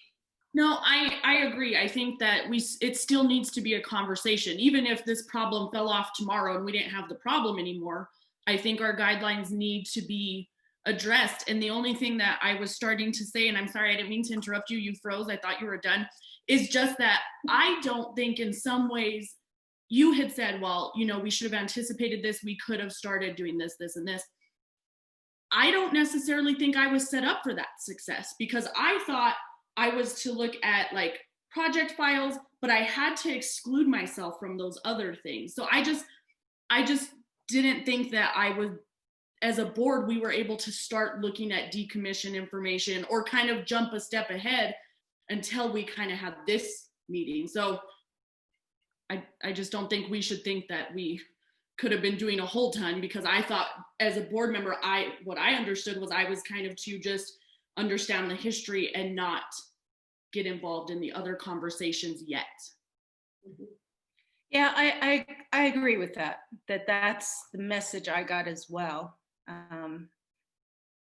But I'm willing to take a little hit for not thinking beyond that a little bit and challenging it. So, but anyway, other thoughts? Are you all okay with adding those two things onto our next agenda? Yes. Absolutely. Lots of nodding heads. All right. Any other comments on this? Just a comment. Yes. Sherry, for you, I don't know, we'll have to kind of discuss my role on the board, since technically, my time's coming up. So just we can discuss my future with what's moving forward. Okay. Yes, I just want to thank everyone for being part of this meeting, for convening for such a powerful, intense topic, and for taking the time to do everything that we've all been asked to do. So we do definitely have a lot of work ahead of us, and I'm sure I'll be communicating with you all on a regular basis as we learn what unfolds next. Thank you, Sherry. Thank you for your technical support here too. And Hakeem, I'd like glad everybody got a chance to explain their, or mull over. Sometimes it wasn't even explaining, mull over what they were thinking about. Yeah. That's good. Hakeem, I'd like to invite you for any closing words if you have any. Thank you, Madam Chair. I just want to thank you all for spending the time. Like I said in the beginning, you guys volunteer time throughout the year, and to call a special meeting on Halloween seems like a particularly big ask. So we thank you for that. Thank you for receiving the community input. We are proud of the process we were able to put forth in the community. Into some of this conversation, you know, myself and the director had to put our personal opinions on the sidelines as well to wait and see what the community wanted. And that's what we did to our best of ability, as many of you have stated earlier, to do throughout the process, to be more focused on the process as opposed to the outcome. But these are the community's outcomes. And I agree with Jessica that I don't know that you could have been doing anything before now that wouldn't have looked like you already decided the outcome. So I think we all had to wait and have faith in what the community was going to say. And so it creates a little bit of a timing challenges. And in our hurry, if you will, is not a hurry to get to an outcome, because we definitely took our time and worked with the administration to make a lot of time for the community to have access to this process. It was not something that could be hurried, but at this point, our only hurry is to get it to the decision makers, right? That's the community has spoken. The folks that were on the call earlier in public comment, you know, have talked about their experience in the process, and it just ended. And we, as a department, not this board, we don't want to slow it up. We don't want to be the person that's slowing it up for it to get to where its final destination, which is where the community wanted to get, was to council. But they also wanted to get it to you.